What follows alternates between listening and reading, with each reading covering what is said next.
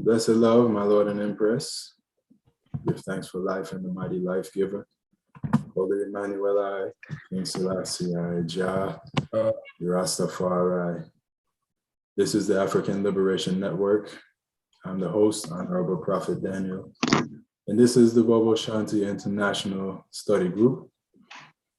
Today's topic is Numbers chapter 6, the Nazarite Vow. Thanks for all those who are here present with us at this time, and give thanks for all those watching on YouTube now and in the future. At this time, I will just turn it over to Honorable Prophet Joseph and allow him to say a prayer to open the program for us. Blessed Lord, my Lord. My Lord and Empress, give thanks for this study group again. Behold, how good and how pleasant it is for brethren and sisters to dwell together in love and unity. It's like the precious ointment that ran down to the beard, even Aaron bread, and ran down to the skirt of his garment. And then as the dew of Hermon that descend upon the mountain of Zion, from there, the Lord commanded his blessing, even life and love forever. So hail our God, Selassie, Jehovah, God, Jah Rastafari. Our Almighty God, Jah Rastafari, great and terrible God, Jah Rastafari is the Almighty God. Jah who sitteth inside and reign in the heart of all flesh. O thou most high eternal Father, Jehovah, God, Jah Rastafari. Hear us and bless us, O Lord, keep and sanctify us all. Cause thy holy face to shine upon us, thy children, that we shall be safe and redeemed. O thou most high God, Jah Rastafari. Holy Emmanuel, I, Selassie, I, Jah Rastafari. To the word, we are servant of God. Let us do with our heart, with our hand, with our heart, and our mind want to do. Toiling on, toiling on. Toiling on, toiling on. Let us watch and pray, and let us work till our Master come. Holy Emmanuel, I, Selassie, I, Jah Rastafari. Time for the unity again, study group, my Lord and Empress. Worthy. Give thanks, my Lord. Yes, so as I said, today's topic is the Nazarite Vow. The book of Numbers, chapter 6. We'll discuss, everything from the growing of the dreadlocks to the food and drinks, and the when it comes to burial and ones transitioning, the proper procedures and things for Bobo Ashanti, priests and prophets and empress to go through in such situations.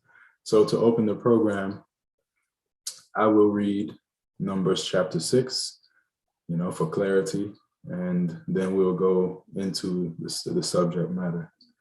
So give thanks,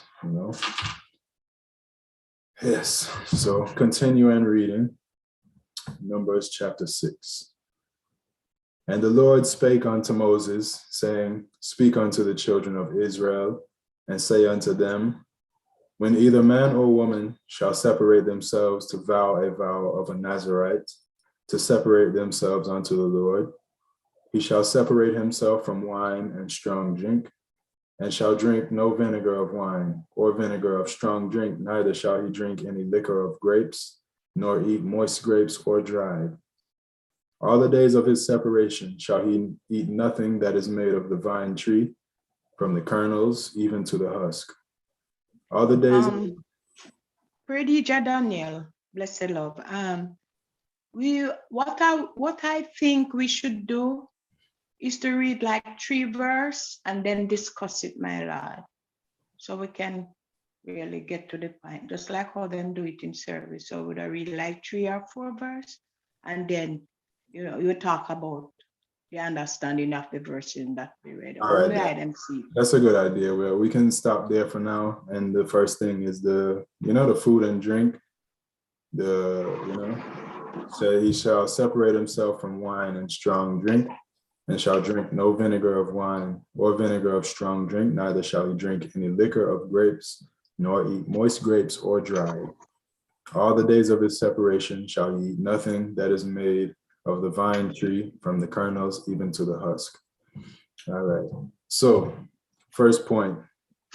separate himself from wine and strong drink, and drink no vinegar of wine or vinegar of strong drink, and also drink no liquor of grapes, nor eat moist grapes or dried. Yeah, so just left Prophet Joseph. Yes, so wine. When I visited Bobo Ashanti, and even when I say visited, when I visited the camp, I noticed that ones and ones do make and drink wine, different types of wine. I've had moringa wine from a priest. I've had mango, pineapple. Yeah, I know there's herb wine and roots wine and all different types of wine Bobo Ashanti make. So, I guess we should make, a distinction. What is this scripture talking about? And does it really apply to us, as Bobo Ashanti? Are we really, is that our rules same way? And also, before we continue any further, I wanted to share, Empress Pet had given us a list of items that had been banned from the foundation when she first came. She said there was a list on the wall inside the guardhouse.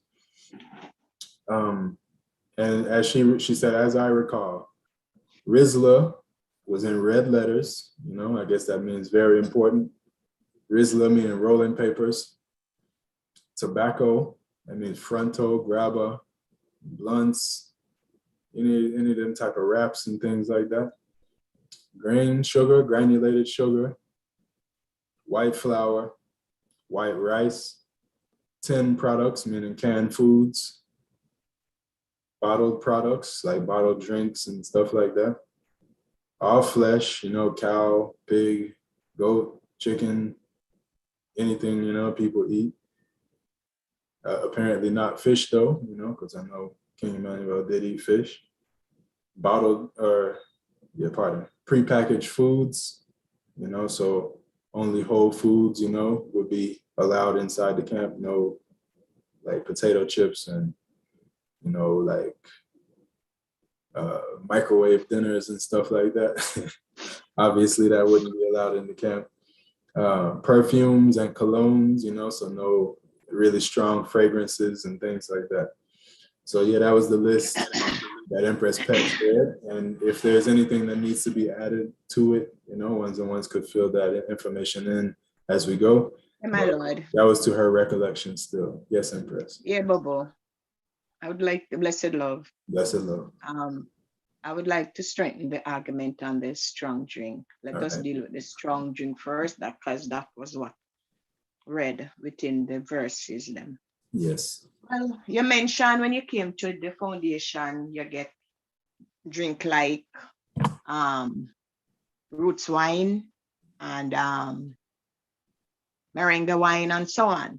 But I don't think is the wine that I made that they're talking about. I think it's the wine that Babylon made, like rum, whiskey, beer, all of them things. I think those drink are strong drink. Wine is a mockery. You see it. So I don't think it's the wine that we made upon the foundation. We get water, natural water by you make your pine and set it, with your ginger. Those are natural thing. Those are alkaline,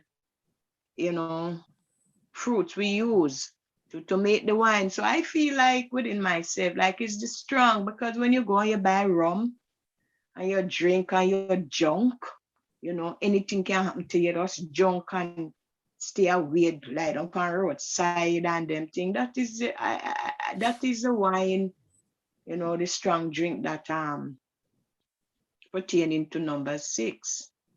You see, I don't know if I'm wrong, and if I'm wrong, I'm starting to be corrected. Well, let me read the verse again. It's verse number 3, chapter 6 of the book of Numbers. He shall separate himself from wine and strong drink, and shall drink no vinegar of wine or vinegar of strong drink, neither shall he drink any liquor of grapes, nor eat moist grapes or dried. So there's, there's wine and strong drink. There's vinegar of wine and vinegar of strong drink, which when we what I know to be vinegar is like, very sour and acidic, not something anybody would really drink still. So I don't know what they mean when they say vinegar. But it does say wine and strong drink still. And then it goes further to say liquor of grapes. Now, I don't think rum even existed back in these days because there was no sugar cane in, these areas that we're talking about. Sugar cane is something that they found when they came to the Americas, so it wouldn't be, and whiskey and these types of alcohol are relatively new, considering these scriptures are supposedly maybe thousands of years old. But they probably had like honey wine and, I don't know what other types of wine they had still. When you say vinegar, all right. When you set your wine, okay? When you set your wine and it overripe and it becomes vinegar, you cannot drink it. You have to throw it away. Yeah, because that is too strong, that is turned into vinegar. So you can never drink vinegar wine when it get too strong, cut your throat, and things. So you have to throw that away. So that is just natural. You see, but I don't know, people still determine whether it was back into the days that the book was right or thing, but the fact still remain that it become within people consuming the Roman thing. You see, it's I don't know, but as I said, yeah, but I just feel like, so what you're saying, that is the strong, like, is the grape? Yeah, talk about the grape and it says liquor of grapes, and don't eat grapes, moist or dry, meaning fresh or raisins. We don't deal with the grape at all if you're a Nazarite, period. All right. One question here, and then I'll finish. When Christ was at the wedding, right, and the wine did finish, and his mother asked him if he could turn the water into wine. Just the water alone him did use and turn it into wine, so there was nothing added. We don't know. It doesn't give you any details as to what type of wine he made or how he did it. It just says he did it miraculously, and that could even be like a symbolic kind of thing still, Some of them things aren't really taken literally. I don't know, honestly, to answer the question still. Okay. So we put it out there, and if one of our brother, our sister who get more knowledge of it, could even share. I give thanks, my Lord, blessed love. Yes, sir. We had two hands raised, Honorable Prophet Joseph and then Honorable Prophet Carlton, my Lord. Prophet Joseph, you can unmute and speak, my Lord. Pray the Honorable, give thanks. I would like to, ask the item and also try to get to an understanding, because something I know is we do not do any apple wine, or do we? Have the item seen like apple wine? So I seen this, like when you make apple wine or other fruits that are like acidic fruits, they will turn into vinegar, they will turn into cider. I don't know if I'm saying it right. Cider is like a wine that is, made of an acidic fruit. And from my understanding, we do not do that. And I think that is what the book is speaking about. Same way what Macy is saying that when you set up the wine and it becomes like vinegar, you don't drink it. So I see this understanding has to do, I understand it like it's talking about these fruits we do not make wine of, right? All right. My Lord, could I say something here? Hold on one second. Could I say something? Okay. Hold on one second. So I looked up the definition of wine, right? And what they say, wine is an alcoholic drink made from fermented grape juice. All right. So maybe the scripture is specifically talking about wine made from grapes, which, I mean, typically most wine that we see in the grocery store is made from grapes. You know, they have vineyards in all kind of countries, and it's grapes. And even, you know, the grapes are the most mentioned fruit in the Bible, you know, and the grapes, I think, are symbolic more so than just, you know, literal as well, because in Revelations, when Josh said he was gonna, you know, come and harvest all the grapes and he would leave nothing on the vines, and also, you know, there's the book Grapes of Wrath that comes also from, you know, his indignation, you know, his anger. So like there's what I'm saying basically is that grapes they represent something more than just a particular fruit. So there's a reason why it was the grapes that they said to stay away from. And if this definition of wine is saying specifically that wine is something made out of grapes, so maybe Prophet Joseph is on to something, saying that, you know, any other fruit is just considered like a cider or something like that. Yeah, so, well, Jack Carlton had his hand raised. Empress, could you wait until Jack Carlton goes through? It's okay, my lord, no problem. I just was going to say so, but Blessed love, let Empress go through, you know, because sometimes what she's saying, you know, we could reason about it one time and it might be short still. All right. Blessed. What I was saying though, Judge Joseph mentioned apple, and Amina's I do set apple still, but you have two type of apple. The apple that we set for, you know, it doesn't matter whether it is American apple or it's Ethiopian apple, you know, but we set the Ethiopian apple, you know, for wine still, and it's turned out beautiful. But as I said, if it is there too long, you know, it's gonna turn vinegar too if it doesn't consume. And then for true, my lord, when we set the wine and it ripening, it have about 4% or 6% of alcohol in it. You see it, so I see where the item getting, and I'm understanding. Say it doesn't matter what fruit you set, whether you set mango or you set pine or you set apple or whatever fruit you set. Naturally, after a while, when it's set, it's gonna turn alcohol. It is, and strong drink, and cannot consume. My Lord, give thanks. Yes, my Lord. Next hand, Jack Carlton, you can go through, my Lord. Blessed love to one and all. Give thanks again for another day. Give thanks for another day of reasoning, my Lord and Empress. Mm-hmm. Yes, truly reasoning going forward, you know, not wasting any time.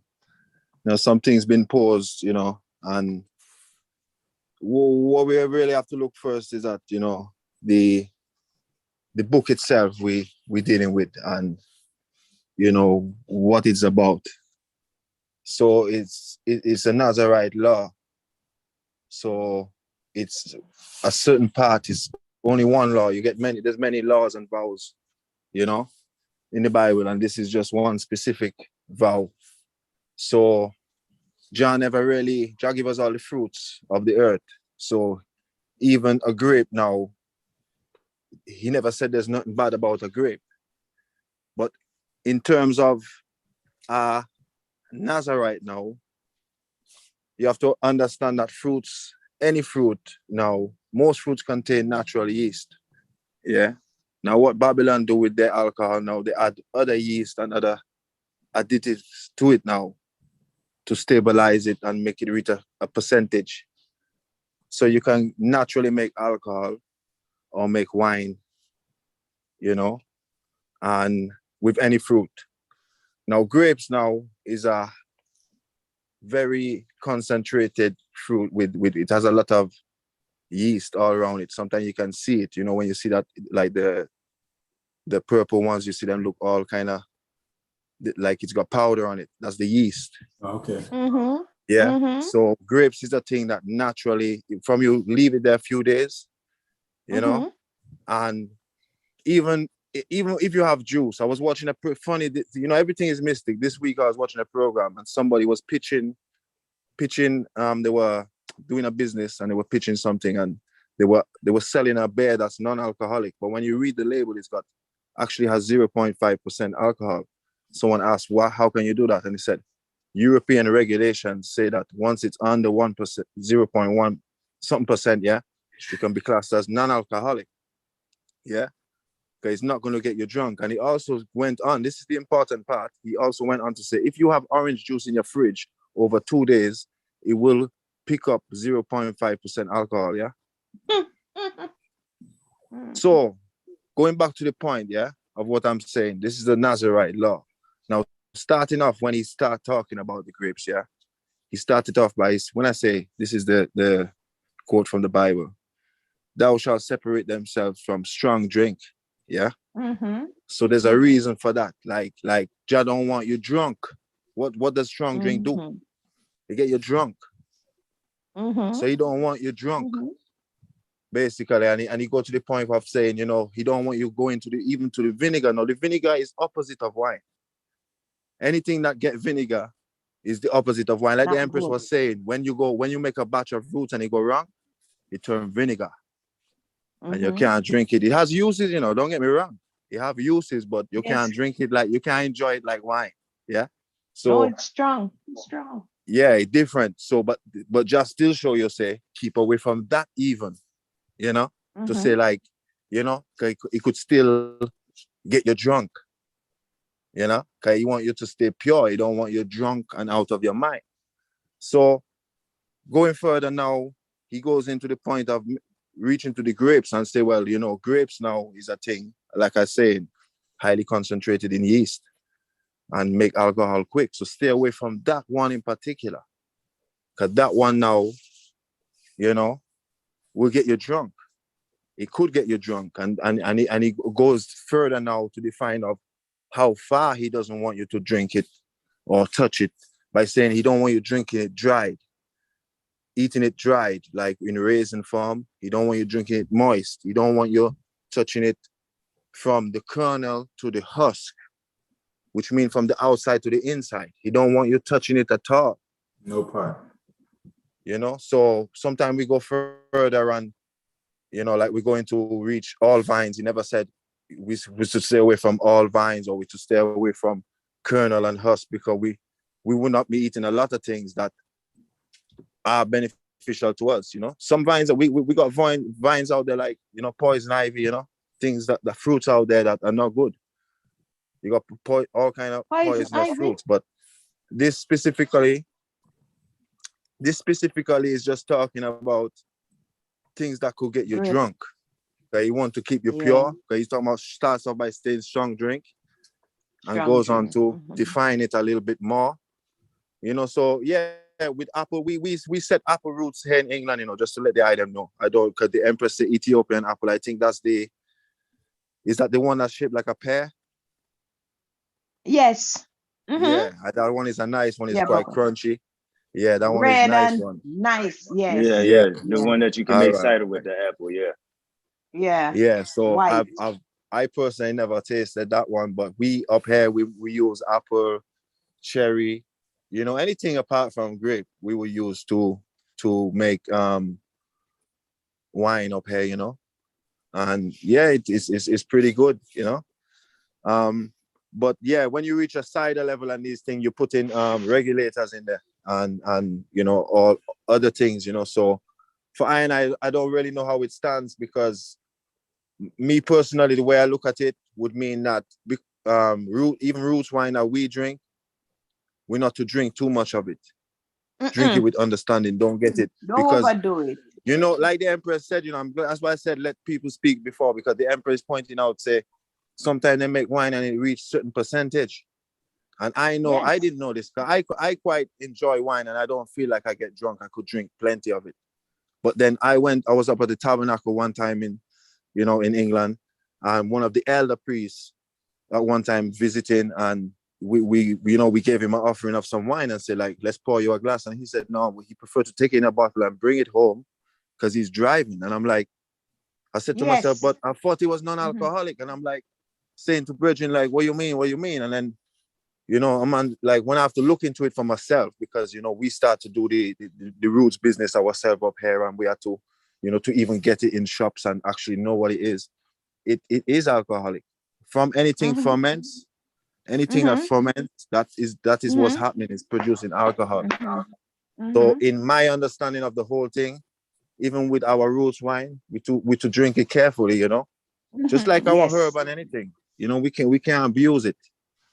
But grapes wine, it gets much stronger as well. Yes, my You Lord. know? Anything, if too much for the goodie, it will turn bad. Too much Anything for the goodie too much. From you put that word, you know, TOO, two, is bad. Anything two is bad. True.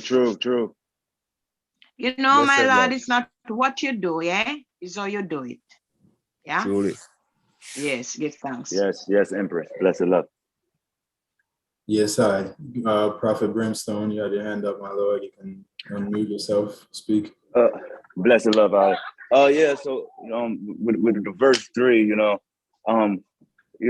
just to piggyback on everything and things were going like that. It was just everything is being processed with, you know what I mean? So just like some of the brethren said in the Empress, the wine, it's made from grapes and things like that. Though if you look at the alcohol levels and things, I'm just piggybacking, it says it's a different percentage on it. So should we, as Bobo, we just should stay away from it altogether, because the vow in the order that we try, you know what I mean? So is that the case, or every man is free to their own, so they try to reason within? All right, not too much take for the strong drink, you know what I mean? As long as I don't get drunk, you know? So so my thing is that, once it says separate mean detachment, you should no longer do it. You know what I mean? That's all I had to say. Bless it. Yeah, my Lord, give thanks. This whole Nazarite vow thing, it really, all right. I wish Priest Dougie was on, because he could give us some historical context as far as how this even came into being a part of Rastafari, because from my knowledge and understanding, the dreadlocks now didn't come really from the Nazarite vow. It came from them seeing the Mau Mau and identifying with the struggle against the British, against the Queen, And so Rastafari brethren began to grow the locks in solidarity, as a resistance. And, because of the fear that it put into the hearts of the colonizers and their henchmen, the name Dread came attached to it, But eventually, through the connection of the Bible, in identifying His Majesty as the one in Revelations, who sat on the throne, certain biblical connections also were made, but I don't think that one's looked into numbers and said, we should be Nazarites and stop trimming our hair. I think later on the Nazarite thing became a thing, so really through reasoning, maybe we can get to the bottom of it still, but I don't know how relevant the Nazarite vow really is. I think sometimes we just kind of make it fade, but it ain't really. But my Lord, the verse said, from your take unto yourself the Nazarite vow, where there's no razor, I think, to come upon your locks. That means you mustn't trim your hair. That means you have to grow your locks then. That's what it means, right? I understand that. What I'm saying is that I don't think that's why Rastafari started growing dreadlocks. I think it was because of the Mau Mau, the people in Kenya who were, resisting against the British, and they grew their dreadlocks. I think that was the sign that the brethren in Jamaica saw and made the connection also to grow dreadlocks in solidarity to resist the colonizers. And eventually this Nazarite vow thing came attached to it. I don't think that they read the Bible and said, we should be Nazarites, so let us stop combing our hair and stop cutting our hair. I think that was a side note. Oh, you are saying that. Later on connection that was made that say, look, we are doing this already, so this must be us, kind of thing. But it doesn't also include, we'll get to the rest of it still, but I'll just leave it. Okay, I don't want to ask so much question because I don't want to, but what I'm saying is that the people in Kenya, the Momo, or what you call them, okay? Mhm. They were before the Bible was written, my lord. No, Empress. That's not what I'm saying at all. I'm saying Rastafari people. And right? hello, blessed Before- love, let us asking the question, please. Yes. Let us asking, eh? All Give right. thanks. Yeah, but we all know Rastafari started out with beard and afro, and eventually dreadlocks came into play. What I'm saying is that the ones who had the afro saw the mouth, they saw the people in Kenya who had dreadlocks and agreed that they should do the same. It wasn't because of Numbers chapter 6. Numbers chapter 6 was something they probably found afterwards. It's After, something new to me. yeah. Well, that's why I said I wish Jaduggy was on, because he could really fill in the blanks, because I don't know. That's what I've heard still, and I would love to know for sure. Okay. I'm not saying that's definitely true or definitely false. I'm saying I don't know. That's what I've heard and understood. But Josh Seek, you have your hand up, my lord. You can unmute yourself. Yeah, bless the Lord, my Lord and Prince, Prince and Princess. Bless the Bless Lord. the Lord to the Royal Study Group, my Lord and Prince. Give thanks again, man. Bless the Lord. It's a- Well, let's see Numbers chapter 6 now. Mhm. That the creational vow from Saint time of Moses. Or like Moses lost same way, you know. And we know principle and come to really, he come to upgrade Moses lost self, fully lost self, you know. But that the creational lost self for enough for everyone self, only who want to really separate and make that vow, because you see, it wasn't like something forced. It was a voluntary vibes, you know. Why I want to make a vow. But one I want that Empress made, you know, concerning since she time in God there then. Prince Emmanuel was in God there, that's natural. I want to know the type of food and concerning divine foods. Empress Maisie. What type of vine, Yes. if you used to have vine foods in God there when Emmanuel was there then? I want to ask that question, Empress. A brief question. No, Bobo. No, Bobo. There was no vine food. Give thanks We to all didn't have Empress. no vine food. Blessed love. Give thanks to all Empress. So you come and see said Moses then, you know.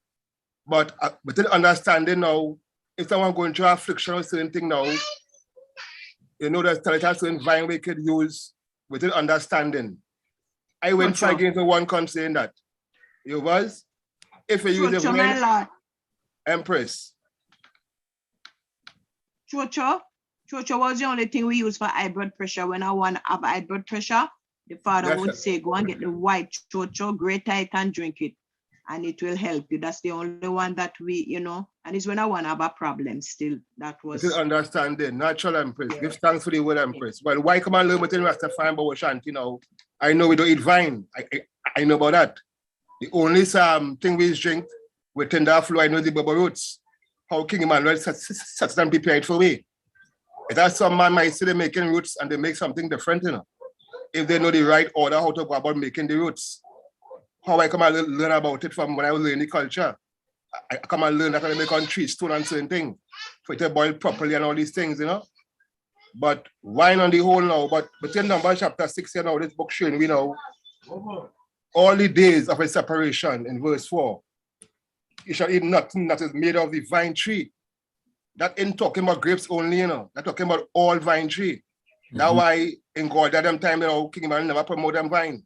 It's a all vine, my Lord and Empress. It's a all vine foods, you know. It's only if a man might going through something, the Empress say, it's a recommended chocho for them. But other than that, it's just natural food, my Lord, because why come I learn about vine to my Lord? It's really a man-made food, you know. If something with a tamper with, you know, my Lord. Vine, you know, it's a food with a tamper with. From since them time, they were mixing seeds. And they come and create this vine food. So it'll do something to you when you eat vine food, my Lord. It really is whole long in meditation, all long kind of thing, my Lord. That's why King Man come and show you that. Despite different Rastafarian thing, organization out there, like Bingy, other Rastas go eat the vine, the pumpkin and thing, you know, them free still, you know. But when they want to make this vow, you know, unto the Lord, separation from the world, you know, because we are lost in the world out there, we come and see the Black Christ now and we separate ourselves then from the world. You know, they have vow for we to really try and manifest, my Lord, you know. Honorable, my Lord and Empress, Prince and Princess. Yes, man. Yes, man. Hello, Jack Carlton, you have your hand up, Bobo. You can unmute yourself and speak.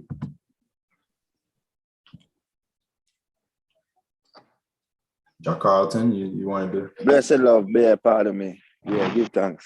Yeah, I just wanted to say, you know, sometimes I find the reasoning kind of going a bit ahead of what it should be because we haven't really read past that. So I find like the message of number 6 now is nothing to do with grapes. It's a Nazarite vow. So when I say it's nothing to do with grapes, grapes is just one part of it. And this is what Rasta is a good point that I made, Daniel, in terms of, is this the reason why we grew our dreads? Was it because of the Nazarite vow? Or did we just link it up after? So it's even things like divine and certain things I know.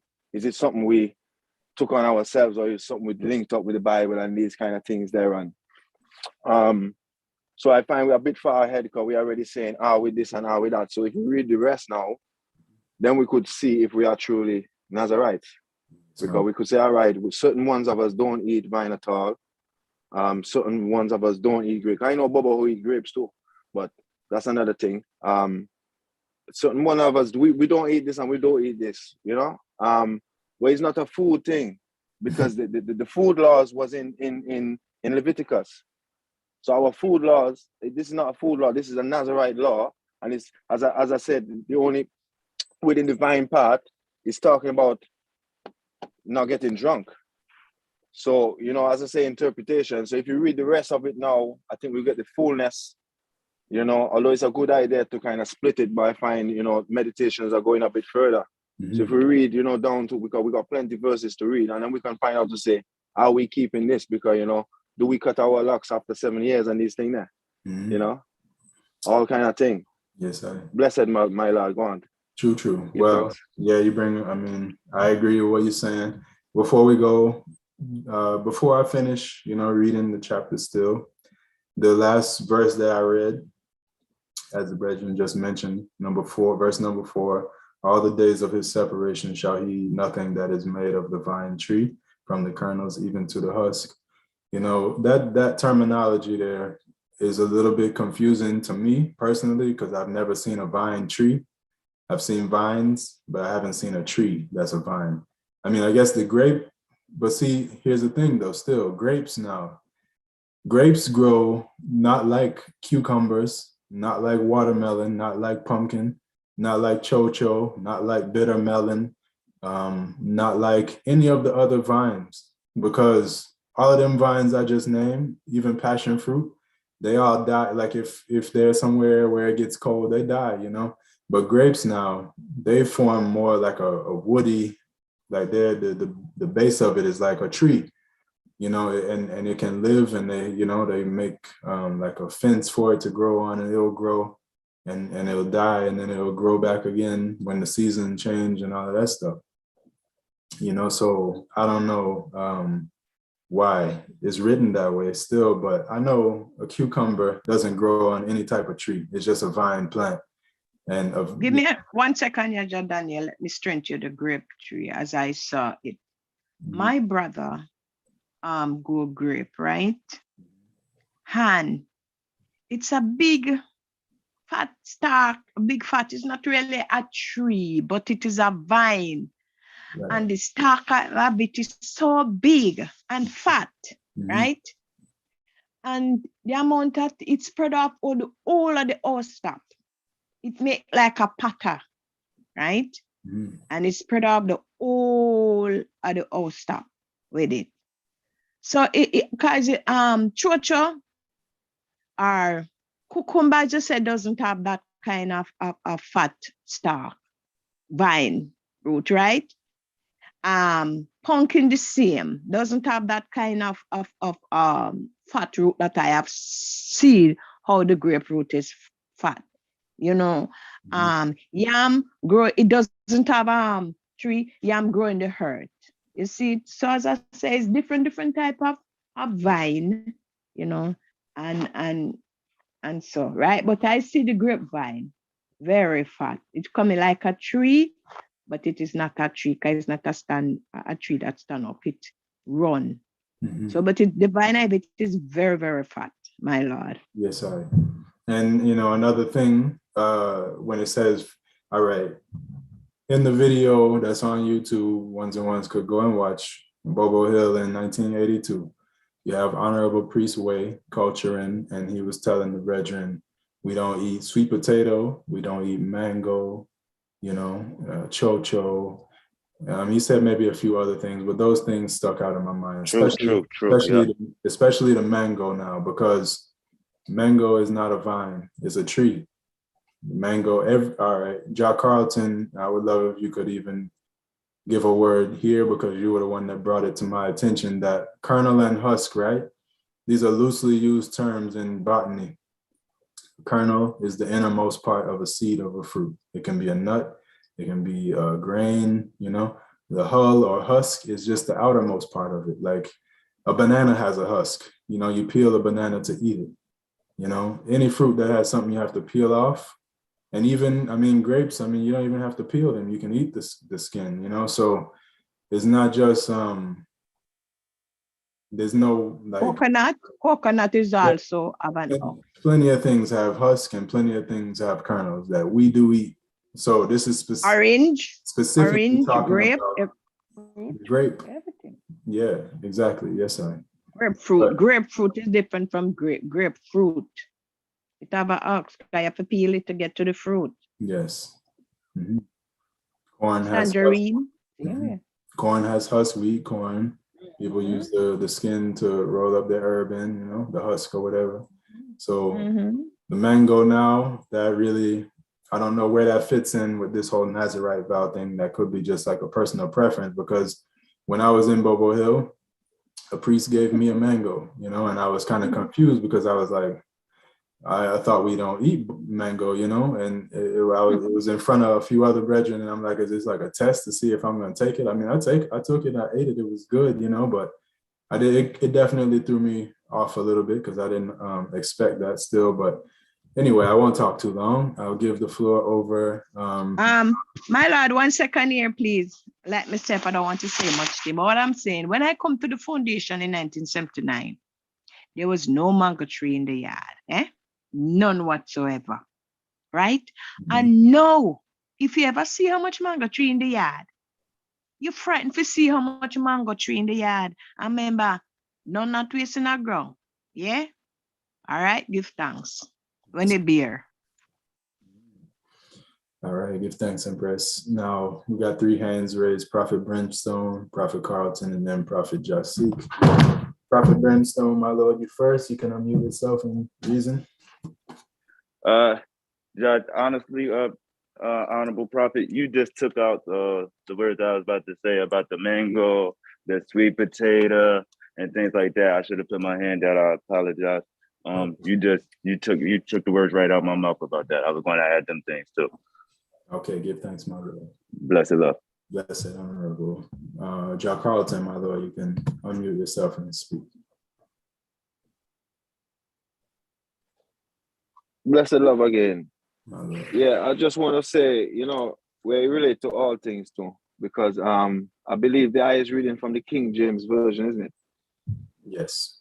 Straight from the King James, because you have many different versions of the Bible, written in English as well. So King James was the first version of the authorized version written in the English language, yeah? This was like the 1611, something like that, you could check it out. Either way, it's a long time ago. It used to speak differently, like the Shakespeare's plays, they're written that kind of way, like, language is different, like how they say African languages is more straightforward than this thing there. So it was even more backward then, in a sense. So taking that in mind, you have different versions of the Bible, along the years come out now. So you even have a New King James Version, New International Version, many, but probably hundreds out there in English. You have to be careful with them there. You still have to be careful with them. But I still advise that if one is ever reading a part of the Bible, it's very hard to understand with the Old English. Look into other sources, yeah? Other interpretations, yeah? Because even Joshua said, no matter what version, the word remain the same once you read it with a clear conscience still, yeah? So once you read it, we have to go with the one that we have to go with the one that Dada read, my Lord. No, well, not. Let me go back to that as well. I mentioned that. The one that I give us, that's what I say. Are you reading the King James Version? Because true, we are reading on a Bobo platform. We have to go with what Dada give us. So we read it from the book, just like we do on the altar. So you don't get any confusion. You know, everybody could bring the Bible and still get the same thing. But at the same time, within understanding now, so you at your home now would read a book now in a different way. Reading with, can you really say you're reading with a clear conscience when you're at the tabernacle and you're listening to the priest? You understand? You have to go within your own time and space. Yeah, and understand it for yourself. So within that, say I'm just giving a word of advice now, because I know that I personally I'm born in England, you know, and I live plenty years here, and I do English at school. We do all English, and I still struggle with it big time. All them things. I never liked doing all those old English plays and things. And I drop all them subjects at school and so on. But just to say it's hard. I struggle. I imagine many others do. Many others probably don't.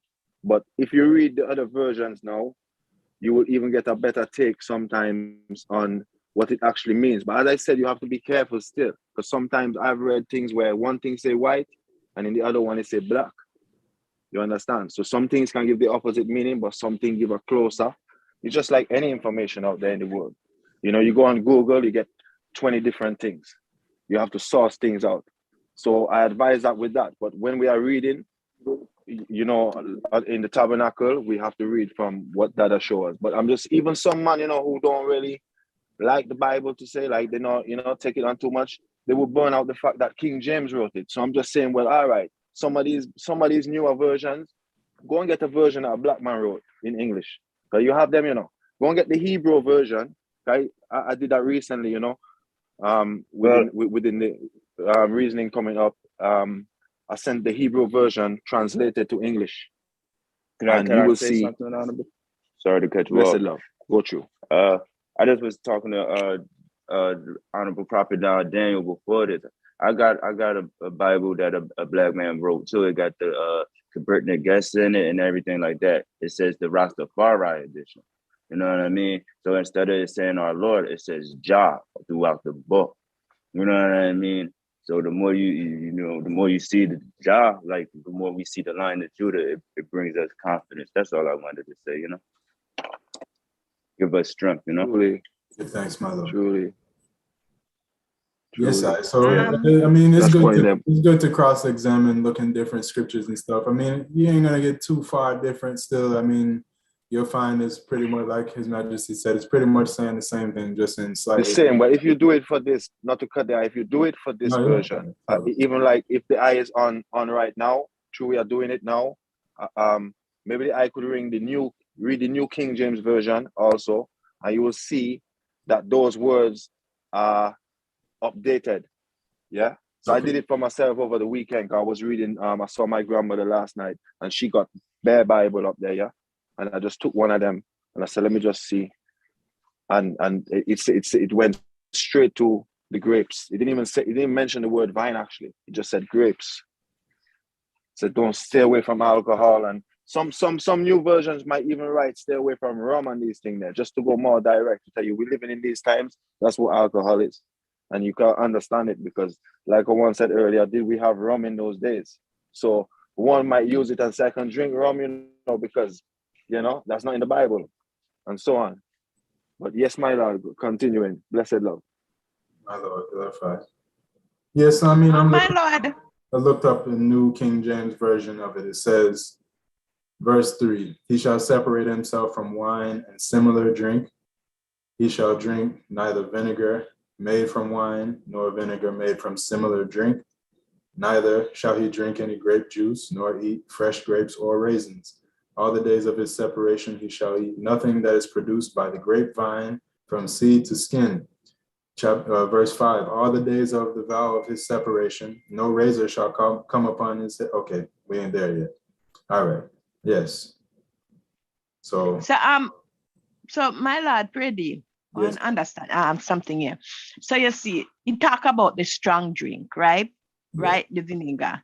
So if you make your wine, right, and you drink it before it reach to the strong drink and thing, right now go junk it, just refine, cool, and you drink your wine and thing, right? So it's not a problem there then. Because once you not reach to the vinegar state, and it not have it not reach to the strong drink, where it start to turn vinegar having alcohol status in there, then you can drink it then. Empress My Maisie, lord. Empress Maisie, I have a question for you, being that you're the only Me? elder on here that was in the foundation during King Emmanuel's time there. Did you Mhm. ever hear of or know or see Jah to drink any type of wine, any roots wine or any other type of wines that Bobos make up there? And what Well, and I think also, hold on one second. And also, did any of the brethren and sistren up there drink wine during those times? Was like, when did that come about? okay. The roots. Yeah, my father drink roots. Yeah, for sure. The roots that they make, right? With many different type of roots. They boil it and cure it. And my father drink it and the sisters. And well, I myself never like it. So I never partake of it. So I can't tell you how it tastes and whatever. But I see sisters drink wine, drink roots. Yeah, from all different type of roots, them drink. I know my father drink roots, right? I don't know about any wine thing, but I know that I drink him roots, my lad. All right, give thanks and praise. I just wanted to get that clear and still, but there's a couple hands raised. Prophet Jasik and Prophet Brimstone. Jasik, my Lord, you can unmute yourself. Holy Emmanuel I, Selassie I, Jah, Yeah. Rastafari, give thanks for the mighty life giver, true God in flesh. Yeah, well, my Lord and Empress, well, going forward to uplift yourself as Bobo Ashanti, my Lord, as man seeking and thing within the study group, Yeah. We don't know the perfect example is the Black Christ. The perfect example is the God in flesh.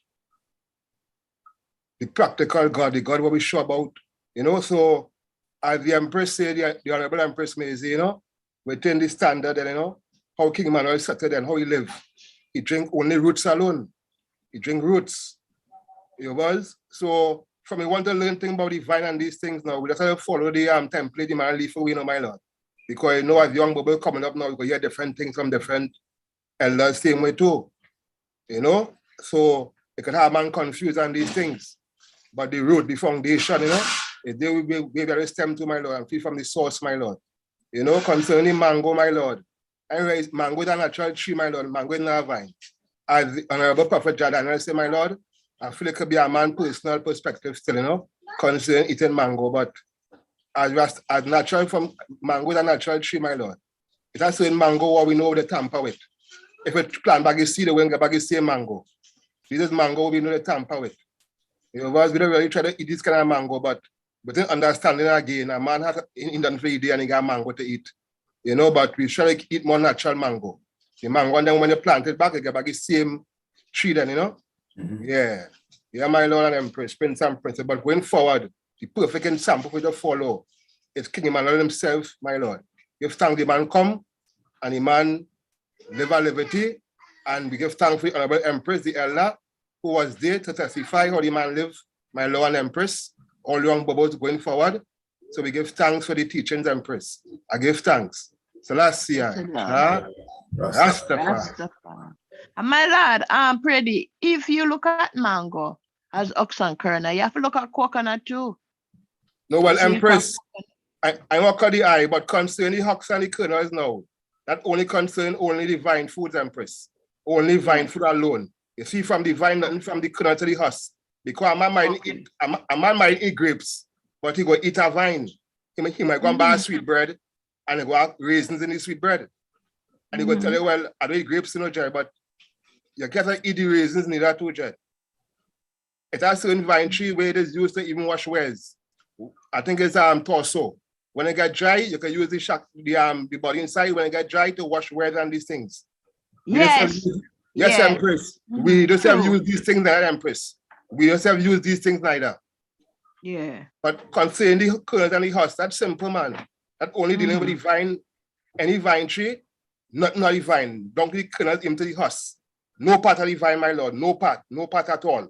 But other trees now, we are curled and us, them thing free, my Lord. Honorable. Rastafari. Yes, I think what's the word?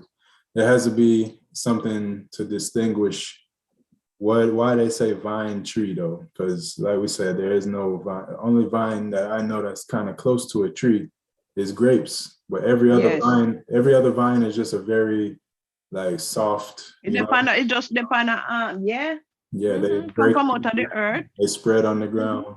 They live for a season. They flower, and then when they flower, they have fruit. They bear, and then after they bear, they wither up.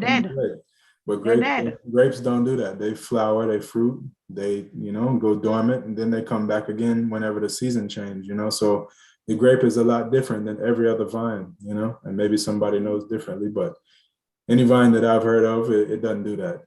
Cucumbers, they don't do that. Pumpkin, chocho, bitter melon, passion fruit, they don't do that. So I think there's a distinction that this book is making when it says the vine tree. I think it's really still talking about grapes. I don't think cucumber is included in that. I don't think pumpkin is also included. And that's just what I think still. I'm not saying I definitely am telling the truth, but just based on how it's worded, I would love to get a clearance.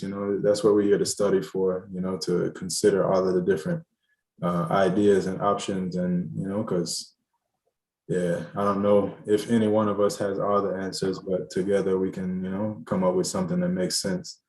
But anyway, I'll give it over to Prophet Brimstone. My Lord, you can unmute yourself and reason. Blessed love. Yeah, I was reading with one of the priests, Priest Iro, and also Priest White, and they say, basically, that saying you are what you eat, you know what I mean? You don't want to eat from the vine because inside, when the vine, they twist and turn and things like that. So you don't want your spirit to be twisting and turning, you know what I mean? I and I goes with I and I because God dwells within I. So Dada said that as I got from Priest Way and also Priest Iro, because you don't want to be spiraling all over the place with different feelings, different vibrations, different frequencies, different energy. You know who you are. You stay formed with principle and structure. That's all I had to say. Bless and love, my Lord and Empress. Yeah, thanks, my Lord. I've heard similar things before. I don't know how sensible it is, but I've heard similar things still. That's one moment here, Daniel. To me, no vine can twist and turn your spirit. You twist and turn your own spirit. I don't buy that one though. Yeah. Say you eat vine and you eat and twist and turn. Not saying it twist and turn because you eat it. Saying that you don't want it to twist and turn just like it does. You know what I mean? I think she understood what I was saying still, my Lord. She's saying that she don't believe that any fruit or vegetable can really do that to your vibes or your spirit or your meditation. It's just you to have certain level of discipline, Right. Structure, right. Bless it. Because with meditation, it don't matter what you eat. If you can meditate, you can clear your mind and you can control your thoughts. Yeah, there ain't no fruit that's gonna throw your meditation off. No vegetable either. I mean, I don't know how weak somebody might be still, but I personally I don't buy that thought, that concept that fruits can make you think a certain way or do things out of your control. Like, oh, I ate these vines, so now I'm going crazy or something. But anyway, that's just my opinion still, and I could be wrong. And I admit that I'm just speaking my opinion. Now that's why we reason. We all have our own opinions and own interpretations, so we all reason to come to it. Bless it. All opinions are very welcome, and nobody's being judged or shut down. Still, we're just reasoning. Prophet Carlton, you have your hand up, my Lord. You can unmute and speak. Blessed love, my Lord. Yeah. You just make me laugh there because you say you don't believe any fruit could do this, but the only one I'll say is the grape, man. Grape. Because just show us that, that it ferments quickly. So I believe me, if you buy a thing of grapes there and you leave it there for about a week and go and taste it and eat all of them, you might feel a kind of way, my lad, and probably do something, but yeah, probably go and rest. So Well, that's the you're alcohol. gonna turn to alcohol, you know. Well, yeah, that's the But yeah, alcohol. But I mean, No, rum. but do it. Rum is made out of sugar. They don't do the same thing. You know, whiskey's No, made out man, of something else. it's just a Vodka, joke, really, my lad. But I know the understanding what you're saying. If you eat even a grape, my lad, at the end of the day, you know, grapes was very popular in the Bible. You know, like I say, it was a very popular fruit, and I wouldn't say God had anything against it. It's just the fact that He was telling the Nazarites, this one and now, you know, watch it. And even wine. Going to the topic of wine now, Christ turned the water into wine. Mm-hmm. Wine is all over the Bible. When I got this, you know, I used to use websites and thing and promote the roots wine up here. I used to use enough Bible passages to promote the wine, to say the wine is good, you know. Mm-hmm. Can't quote them all up here now, but you can search for many Bible passages where he's saying a little bit of wine is good for the heart and so on and so Yeah, forth. but So it also it's a talking macro specific. too. It also say Yeah, wine is a there's macro, plenty. but I All right. understand when you drink and junk. Drunk, all right. So it Yeah. depends. If you read even how it's saying a little bit of wine is good for your heart and these kind of things. And when you read in terms of other books and health books, and you realize that wine is good for certain things, then now. When I talk about wine, I'm talking about you know, alcoholic, you know, content. You know, is actually good for the system in some. True. In some. They say pregnant in some- ladies can take that. Yeah, true. Okay, yeah, you know, so. Red wine, Bobo. Red wine. Yeah, well, they would be specific within. You know, I'm not going into the doctor part. You know, but I just say, you know, there are things that are good for you in moderation. But like we said earlier, too much, or even, you know, a little bit of certain things. You know, some things you can overdose and these kind of things there. So I believe, you know, that is the point of that. I've kind of the point I was going to say is kind of gone off the top of my head right now. It's okay. Yeah. Well, whenever you get it forward, you can raise your hand again, and we'll be willing to listen. You know. Oh, pardon me. Okay. Yeah. Go ahead. Yeah. Can you I've got it there now. Yeah, I was going to say, truly, I didn't mention the mango. Although we haven't, you know, I brought it up, you know, in the strong there, and that's what really caught me, because I was trying to answer that there, and we have mentioned the part that people relate the mango to the kernel and the husk, and the kernel and the husk, anything that straight off, the most common example of a kernel and a husk would be a corn, and Bobo eat corn, you know. So you would say, well, he can't be talking about any kernel and husk of that in that way, you know. He's talking about a specific fruit.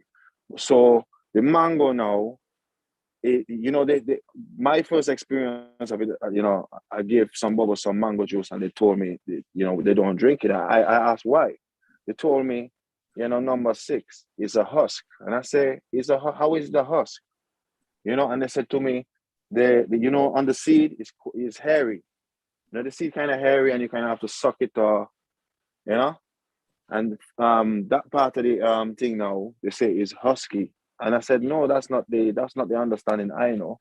So I wasn't satisfied with that answer until revelations came up, you know, when we, you know, in the Stronger now, I realized that mango is an aphrodisiac, you know. Well, the roots wine is straight aphrodisiac, so that don't really even that. Pardon me? Like, no, roots wine is straight up aphrodisiacs. All of them roots they put in there is aphrodisiacs. Yeah, but even if you mentioned my point earlier, I said we have to watch ourselves with even the wine we have it. So I would say with a mango, one saying it was bad, you know. If you mention the time period, Empress Maisie said she came to Bobo Hill and there was not a mango tree there. Mm-hmm. Now the 21 days purification principle is also a family planning principle, yeah. Mm-hmm. You know, that also keep, because there were too many youths at Bobo Hill from my understanding. So you have to realize that even the mango now, probably Jah was saying, you know, the man might eat too much mango, and I think a different way. So cut it out maybe for a time. You know, maybe right now, I was reasoning with a virgin, I say right now, probably Jah would say we have to eat plenty mango because there's not enough youths at Bobo Hill. There ain't enough empress. So, you know, I just heard this revelations now that mango was actually banned. And I'm like, okay, so it's definitely not a vine. It's nothing to do with kernel and husk. So it's not biblical. Mango is not biblical. So why is it? And then ones was saying, you know, I think Empress Pet mentioned that, you know, it make a man hot. And I had to research it myself and find out mango is actually aphrodisiac. Where And, you know, like other fruits out there. So maybe, you know, that was around in Jamaica. You have to look at where it is. We're in Jamaica. They have a lot of mango. That's what man was eating. Must just say cool out on that for a time, you know. That's why the Empress them get a clearance to eat certain one. You know, the Empress them could eat it from time to time, or the youth them, and they won't mind. But you see, man, I think this is a principle for man. You know, the mango thing. But I just wanted to put that point in there. You know, we've been talking about mango, and I just wanted to see how that relates actually to our liberty. I think it's just, you know, give thanks. Jah was, you know, controlling I and I. Yes, I. Blessed love. Honorable. Yeah, so, all right, the aphrodisiac aspect, let's touch that. Roots wine. Most of the things that goes inside of roots wine is aphrodisiacs, you know, strong back, chainy root. All of these things build up your root chakra and the strength of your back. And in general, what is considered an aphrodisiac really is something that just makes your blood flow better because your body works as a whole. So if you're not healthy, then if you're not healthy overall, then you're going to have problems with your reproductive organs same way. So these roots and herbs and things, you know, really is just there to just help your body to function better, your blood flow and things like that. That's what makes it an aphrodisiac. It's not like it just focuses on your genitalia, you know. But now, one thing about mango, people will get a bucket of mango and sit down and eat it straight, you know what I mean? Like it's a meal. And that's really the only fruit anybody really does that with. So I could understand, you know, needing to regulate the amount of mangoes that people eat. But to say that because it's an aphrodisiac, we shouldn't eat it. If that was the case, then there shouldn't be any roots wine making as well. You know what I mean? You know, there's all kinds of things that really could be considered aphrodisiacs that, you know, are not banned. And even the list of banned substances, mango wasn't on that list. Just according to what Empress Pet gave me, mango was not one of the things on that list. It had grabba, you know, white sugar, white flour, white rice, a few things, but it didn't have mango on there, and cologne and perfume, you know. But yeah, I think it's a lot, you know, a lot of words going out still, but the aphrodisiac aspect of it, I think, might be someone else putting in something to make sense of something. But when it comes to the kernel and husk, specifically mentioned in Numbers chapter 6, it's definitely only talking about grapes. It is not talking about everything that has a kernel and a husk. The mango thing, somebody, maybe it was King Emmanuel that said no mangoes or what, I don't know. But I don't think it's because I'm trying to find the sense in all of it and put it all together to make it, you know, make sense. But I'm trying also not to override the truth in trying to connect things, you know, because sometimes we do that, you know, because of the Bible, we might try to make things fit into the scripture where it really might not really fit, but because we want it to fit, because we say we live in these particular scriptures, we might try to, you know, connect things that don't really connect sometimes. But another point I wanted to make still is that this Nazarite vow, right? Who were the Nazarites? Because you had a priesthood, you had the Levites, but what did the Nazarites do? Why were they so special, and why do we have to be Nazarites? We are priests, yes, but why do we have to be Nazarites? Does anyone know that?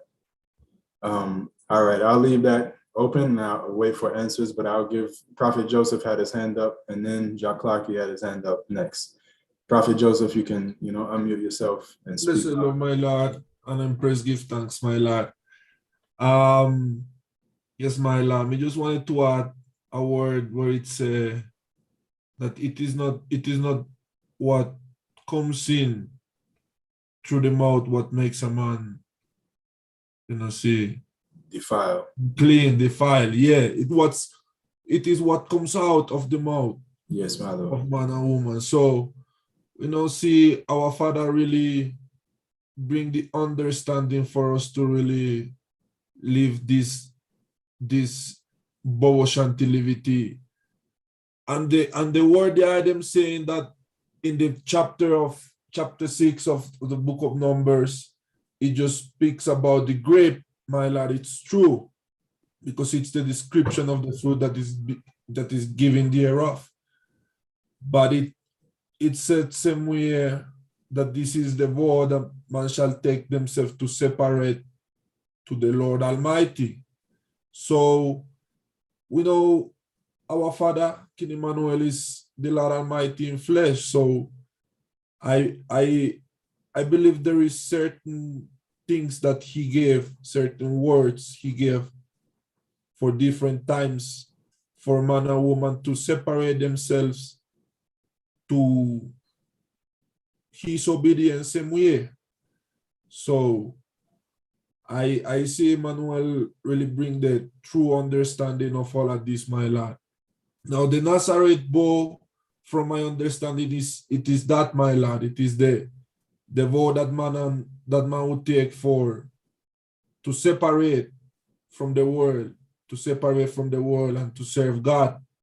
As you know, priest Samuel was separated by his mother to become a Nazarene, same year.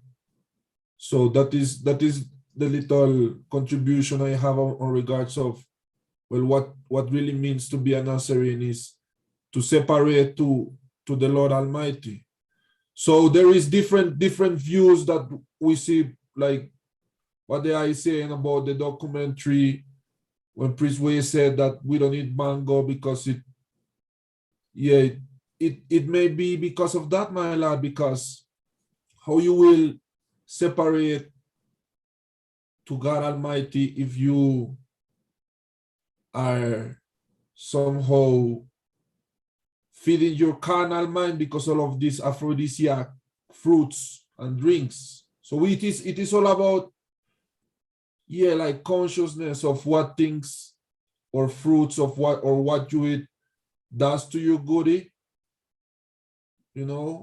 because as I said, it's not what comes in what makes the man defiled, but see, we have to be obedient. So what we do is really under the obedience of our Lord, because we are to separate ourselves, my Lord. So if we are to separate ourselves to God Almighty, we know in different times God didn't want too many, like Bobo's having too many children and things. So it is just a natural thing, my Lord. And I see that it is through different times, my Lord, that we get to have different understandings, my Lord. Because as you were saying, when the Bible was written, they didn't have rum, they didn't have all of these things that contaminate the mind of people, my Lord. See, and many things that are in the world right now are not written in the Bible neither, right? So we need to know what is, what really means to separate one-on-one from the world, right? My Lord and Empress. Yes, my Lord. Glorified. Prophet Clocky, my Lord, you can unmute yourself. Out of love, my Lord, to the whole family. Worthy, blessed, honorable. Prophets, priests, archangel, warriors are God, royal empresses, blessed love, my Lord and Empress. Yes, I. Honorable host, my Lord, Prophet Daniel, I come in within a certain time, for for the class to come in so late, my Lord, I'm apologies still, my Lord, with all respect. But when I come in, my Lord, I hear say something was concerning dread and the Nazarite vow or Rastaman. I was saying something concerning that in the earlier, my Lord. Concerning like where the word dread come from, or how dread the vibe, or within earlier in the conversation. If I do recall it, well, no problem. But concerning the Nazarene, my Lord, as the I and them now reason just natural, my Lord. My Lord, the vow consists upon a man being separated to become holy. My Lord, the first Nazarene vow man who come is King Emmanuel, my Lord. The man who come with the robe and turban order. Just natural, because we could go back in the black supremacy and we go see Exodus chapter 20 and 31, Numbers 6, the basic liberty of our Rastaman policy, my Lord. So King Emmanuel is the man who really come with the Nazarene vow in this time. Fulfilling even, he come from the city of Nazareth. Where his parents come and end up in Galilee, because Nazareth is close to Galilee there. So while we going ahead, my Lord, we see that the word of Nazarene come up. Or we say, well, we ask ourselves, what is a Nazarene, my Lord? When we go back even before, we see that the word Nazarene come and dwell with the word Nazarite. What is a Nazarite? A person who separates himself unto the Lord with a vow, my Lord. So you could have Rasta man who have locks on their head, but is not Nazarites. A Nazarite now is a person who separates himself by a vow, which is to hold this vow concerning the intoxication of liquor. The grapes, moist grapes, and these things concerning what is make a man now impure concerning liquor, because these things is ferment and turn into liquor. There's liquor within a certain sense, my Lord. True process. Right? Now, what to just reach to the eye, my Lord? You could go back and check the prophets, my Lord. Samuel, Samson. In the book of Judges, come back and show you the Nazarene, my Lord, which is to separate yourself from race and all these different. My Lord.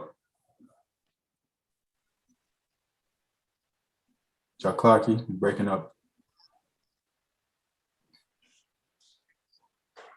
We ain't hearing you, Bobo.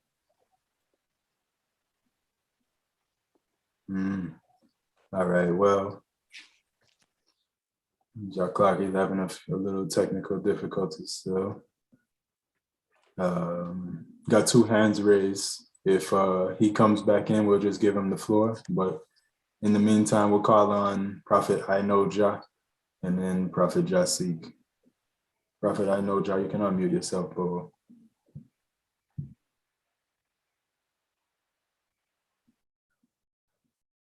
I know Jah, my Lord, you can unmute yourself.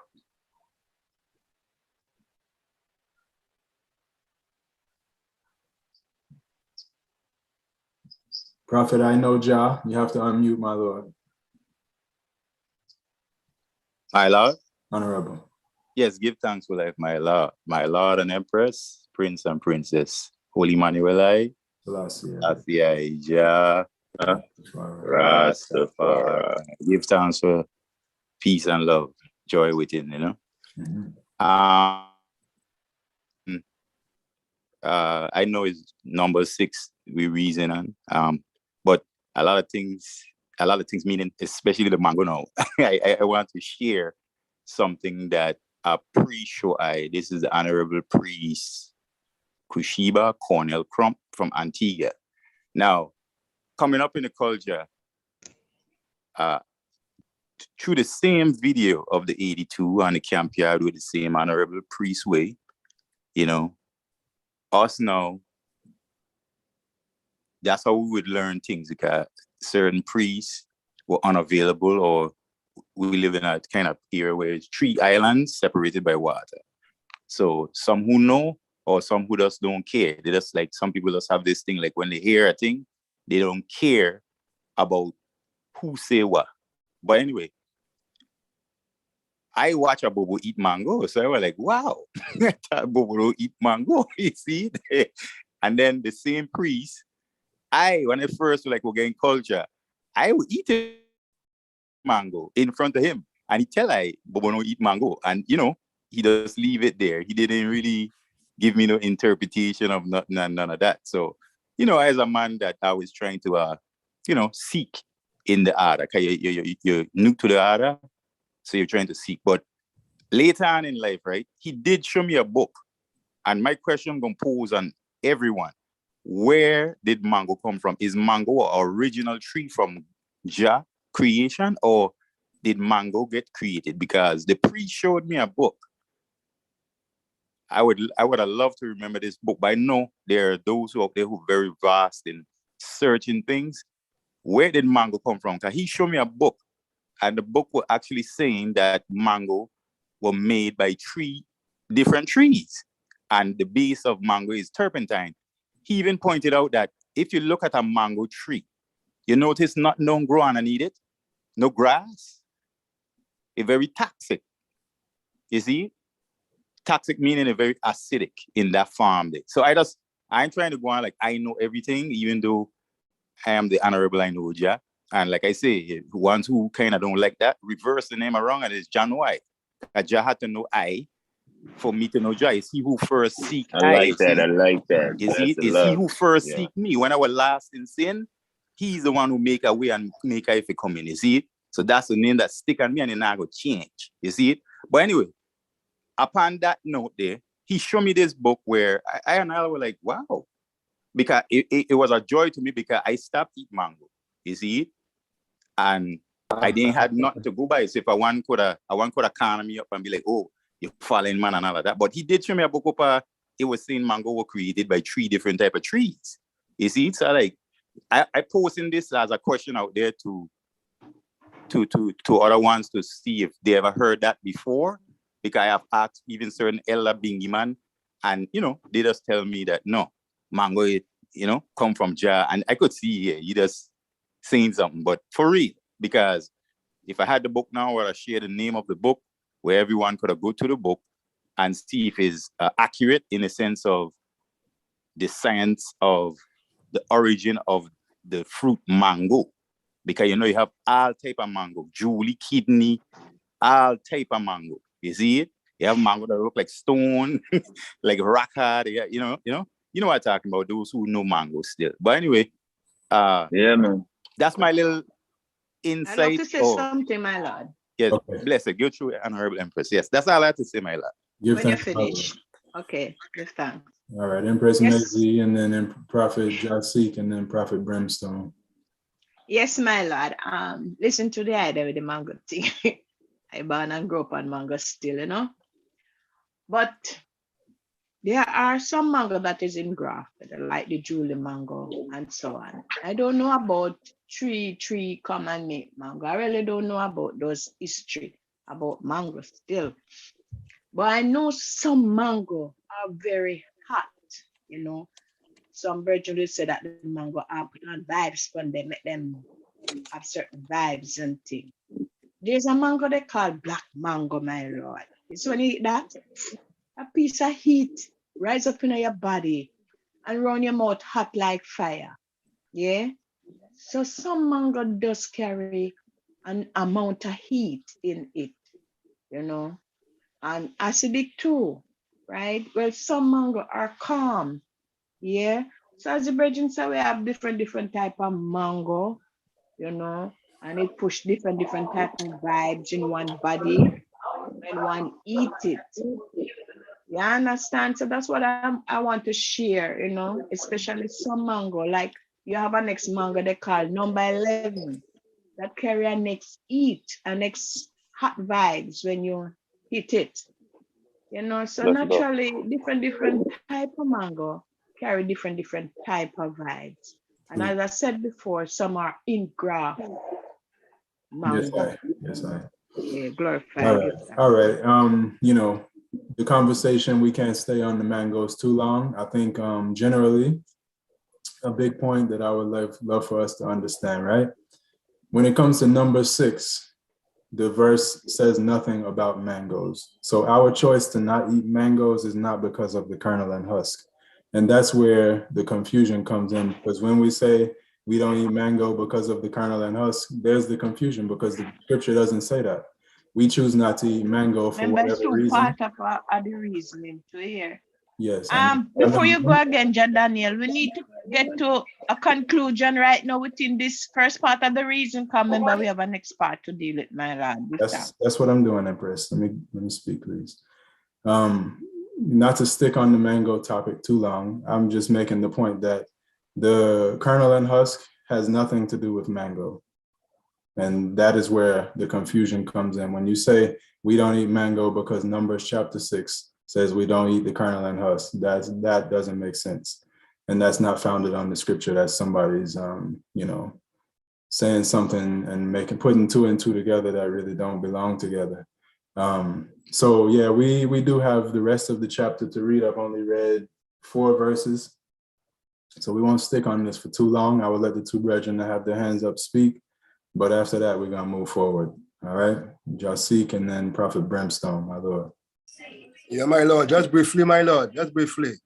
Considering what the brethren said, natural too, because Babylon are really intermingling with the seeds. They're using 3-4 seeds and making 1 mango for 2, my Lord. And when you plant back the seed now, the mango will eat. You ain't getting back that mango because the seed tamper with. So it's not natural mango in that way then. But concerning the question with the Ayak honorable host, concerning the Nazarene and them concerning scriptural Nazarene, my Lord. Honorable John Daniel, I want you to just read a little first. Chapter 13, verse 3 to verse 7. I know if you can read that for me, give thanks, my Lord. Which book? For Judges chapter 13. First Judges 13. Give me 1 second to pull it up. Yes, my Lord.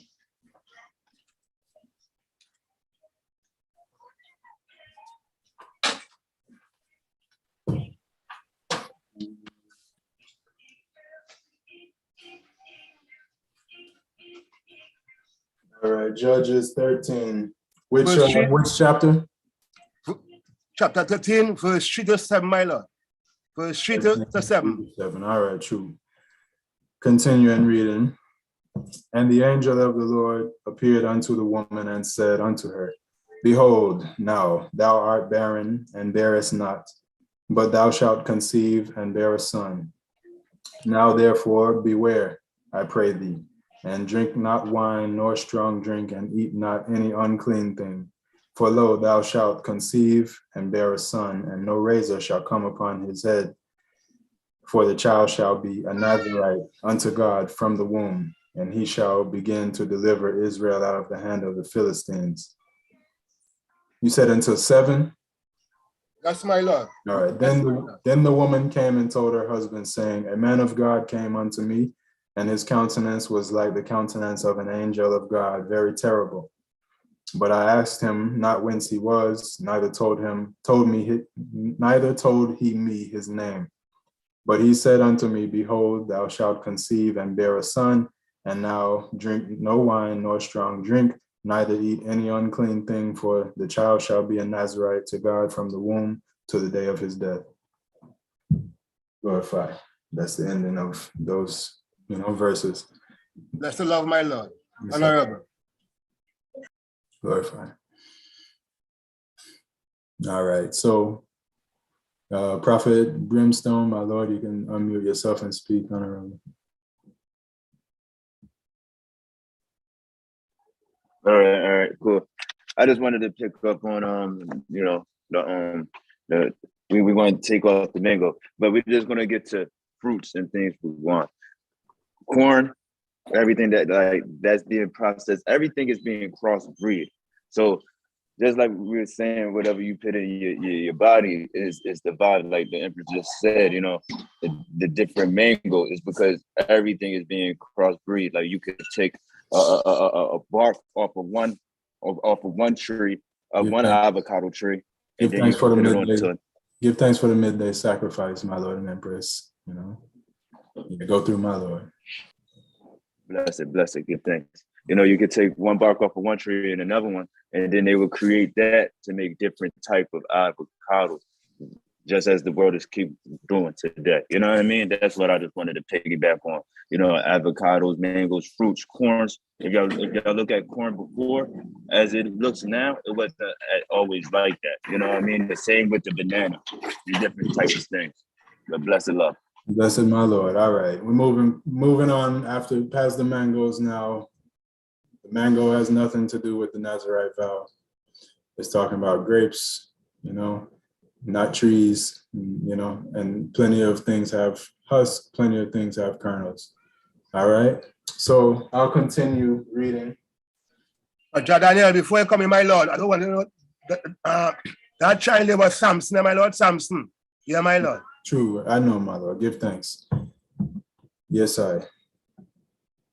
So, all right, continue reading from the book of Numbers, chapter 6, verse 5. All the days of the vow of his separation, there shall no razor come upon his head until the days be fulfilled, in which he separateth himself unto the Lord. He shall be holy, and shall let the locks of the hair of his head grow. All the days that he separateth himself unto the Lord, he shall come at no dead body. He shall not make himself unclean for his father or for his mother, for his brother or for his sister, when they die, because the consecration of his God is upon his head. All the days of his separation he is holy unto the Lord, and if any man die very suddenly by him, and he hath defiled the head of his consecration, then he shall shave his head in the day of his cleansing. On the 7th day he shall save it. And on the 8th day he shall bring 2 turtles or 2 young pigeons to the priest to the door of the tabernacle of the congregation.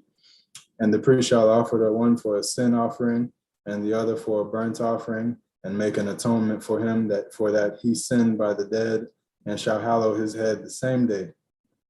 And he shall consecrate unto the Lord the days of his separation, and shall bring a lamb of the first year for a trespass offering. But the days that were before shall be lost, because his separation was defiled. All right, so I'll continue still, but I have to make a distinction here, you know? When we say we're keeping the Nazarite vow, we don't do any of these things, you know? If you see a dead body, you don't have to trim your locks. And we don't have a limit of days of our separation. I think it's 7 years that this book, this whole vow says that, you know, is a time thing. It's not just you dreadlocks until you drop flesh. You dreadlocks for 7 years and then you cut it off. Now, if you see a dead body in between, before that 7 years is up, you're supposed to shave and your 7 years starts over again. We don't keep that.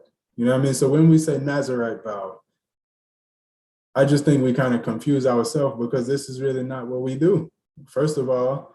And, you know, anyway, I'll continue. And this is the law of the Nazarite.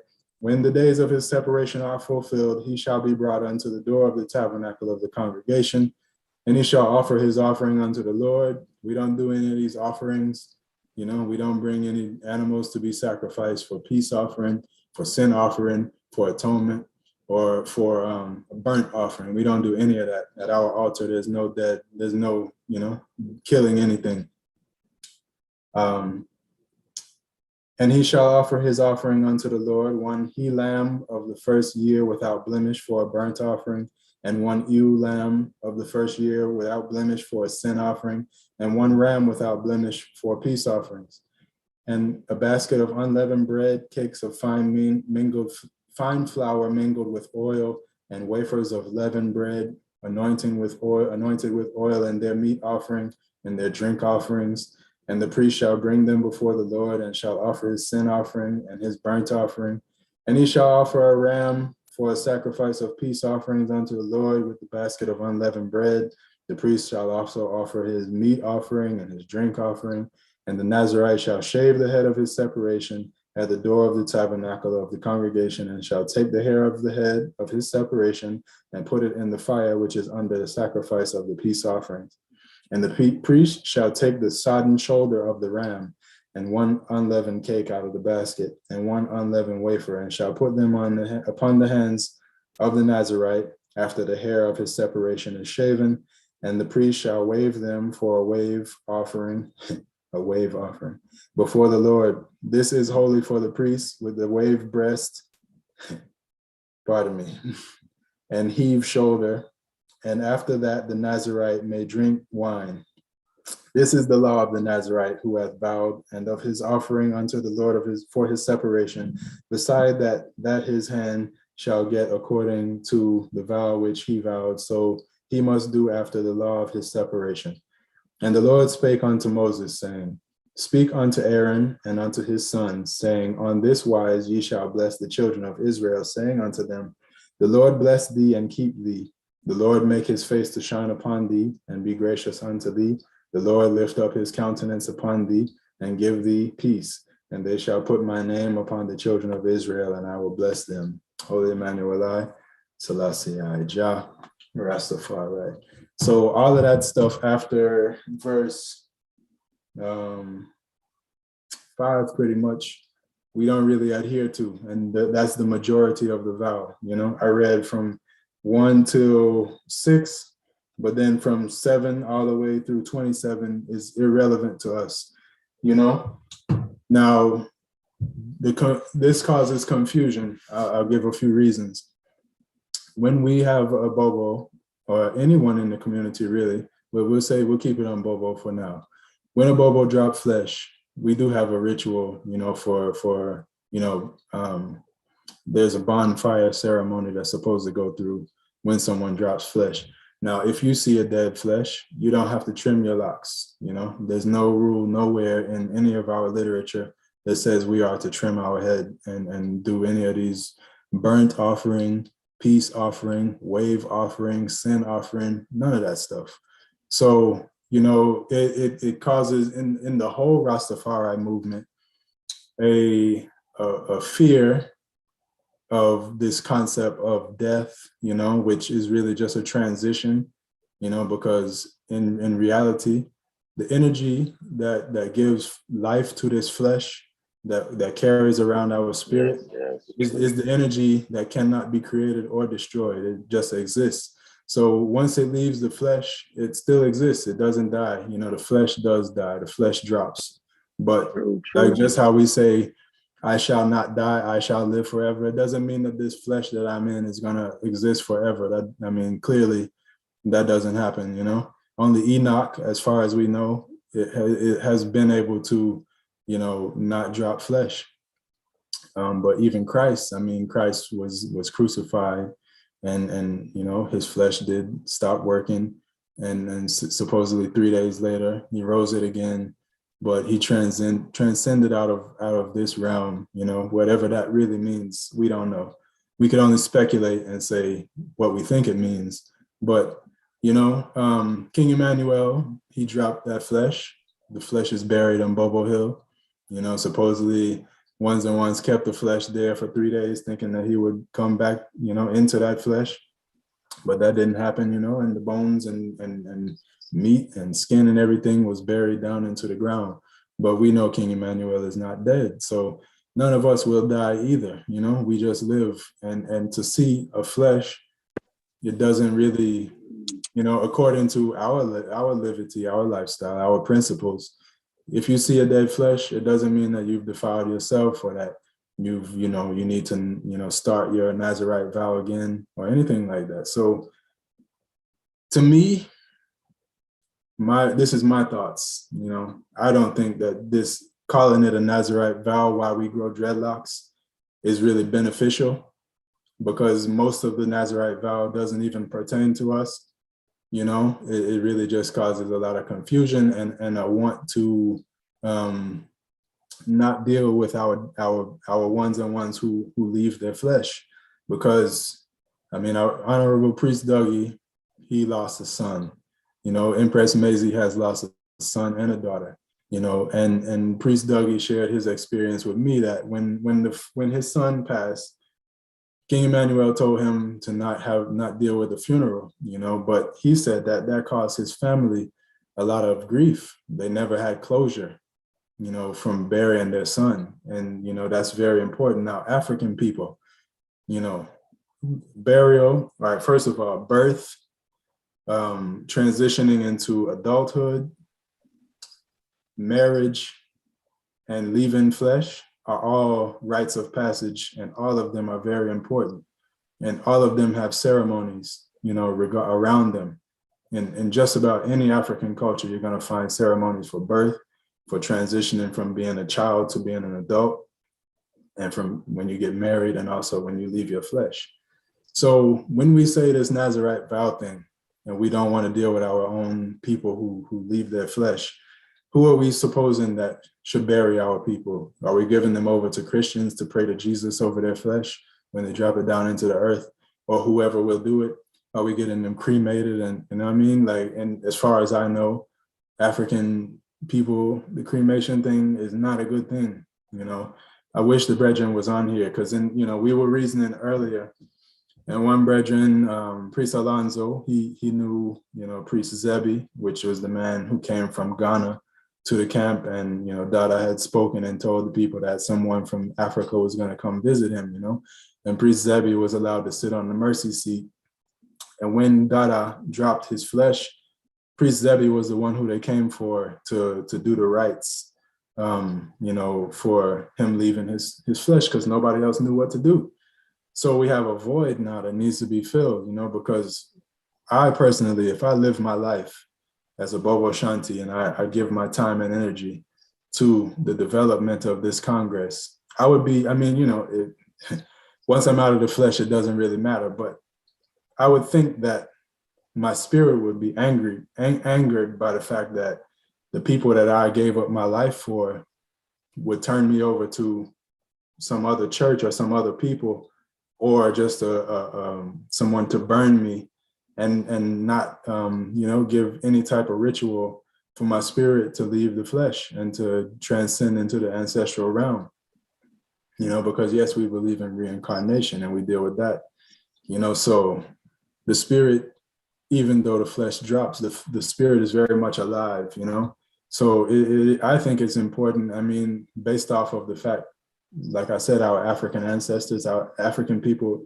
to this day still hold these things very sacred, So it must be some reason why there's a ritual for burying someone for when they leave their flesh, So this whole Nazarite vow thing, I think, just causes confusion, more than it does any good. Maybe we should not drink alcohol, but I don't think you don't need to get drunk, not because it's a grape, not because you're a Nazarite. You don't need to get drunk because you're out of control. That's simple. Yeah, a priest should never be out of control. A priest, any man, really, if you a man of right, when you get drunk, you know that you can do and say things that you're not proud of. You can hurt people, you can hurt yourself, you could kill yourself. You could be, as the Empress said, laying on the side of the street because you drank too much, you're throwing up on yourself. That's not becoming of someone who calls himself a man or a woman of right. So I don't think that has anything to do with the Bible. That's just about principle of yourself living to a right, But when we try to put a Nazarite vow on certain things, it just kind of makes it to where when you try to explain it to someone, when you tell someone we don't eat mango because the kernel and husk, it's like, that doesn't make any sense. The Bible doesn't say you shouldn't eat mangoes. It doesn't say you shouldn't eat anything that has a kernel or a husk. It says you shouldn't eat anything of the grape from the kernel to the husk. So, I think a lot of the confusion could be avoided if we don't try to attach, something to something that doesn't really fit. But that's just my opinion still, and I'm not the authority. I'm just speaking off of reason and common sense. But I'll turn it over. We got a few hands raised. Honorable Prophet Carlton, and then Prophet Inoja, and then Prophet Brimstone. Prophet Carlton, my Lord, you can unmute yourself and go through. Yes, my Lord, give thanks. I'm glad that I've read through the whole thing now. We can get a better analysis, because we did kind of stick on the first I'll say 2 verses really. Yes, I kind of how they're stuck. And, I'm glad we got stuck on them as well, because, I pointed out that there's a misconception, and, even way back in the reasoning, I talk about the Mau Mau and the reason for us originally having our dreadlocks, and I know Priest Doug is not here to give more history, but, it's something I heard as well. We know that, we come from the house of comb heads and these things there. And, from the afro to the locks, So it was more an internal change because the founders of Rastafari, you know, were what we would call now bald heads. You know, they didn't carry locks. You know, many Rastafari leaders in those times. So it's a thing some of us took on. You know, even in the 12 tribe house, not everyone has to wear dreadlocks. You know, and certain other Rastas, I believe, would have the same feelings. You know, all down to interpretation as well. And I think I and I as a house now, I've took the verse further because Rastafari, through our link when the king came into play, you know, because Marcus Garvey, the prophet, come with a vision first and direct us to the king. You know, Marcus Garvey was a Back to Africa movement, you know, and a black, you know, we know about Marcus Garvey, not going too deep into him, but they took the point, brought it to the king. Marcus Garvey didn't really give a biblical, you know, he just said, look to the east, where we linked it up biblically to further our grounds, you know, to make it look better to the world, because the world will not listen unless, you know, we're saying, well, this is the same one from the Bible now, the same one you use, you know, this is the same king at the same time, but we lost the motive behind other things now to say, you know, we're going back to Africa. This is the real thing behind it, you know. So we you know, in a sense, we kind of Christianized. And one thing, you know, when I was going to school, you know, I had a Rasta virgin in my class, and I used to question him, you know, question him deeply.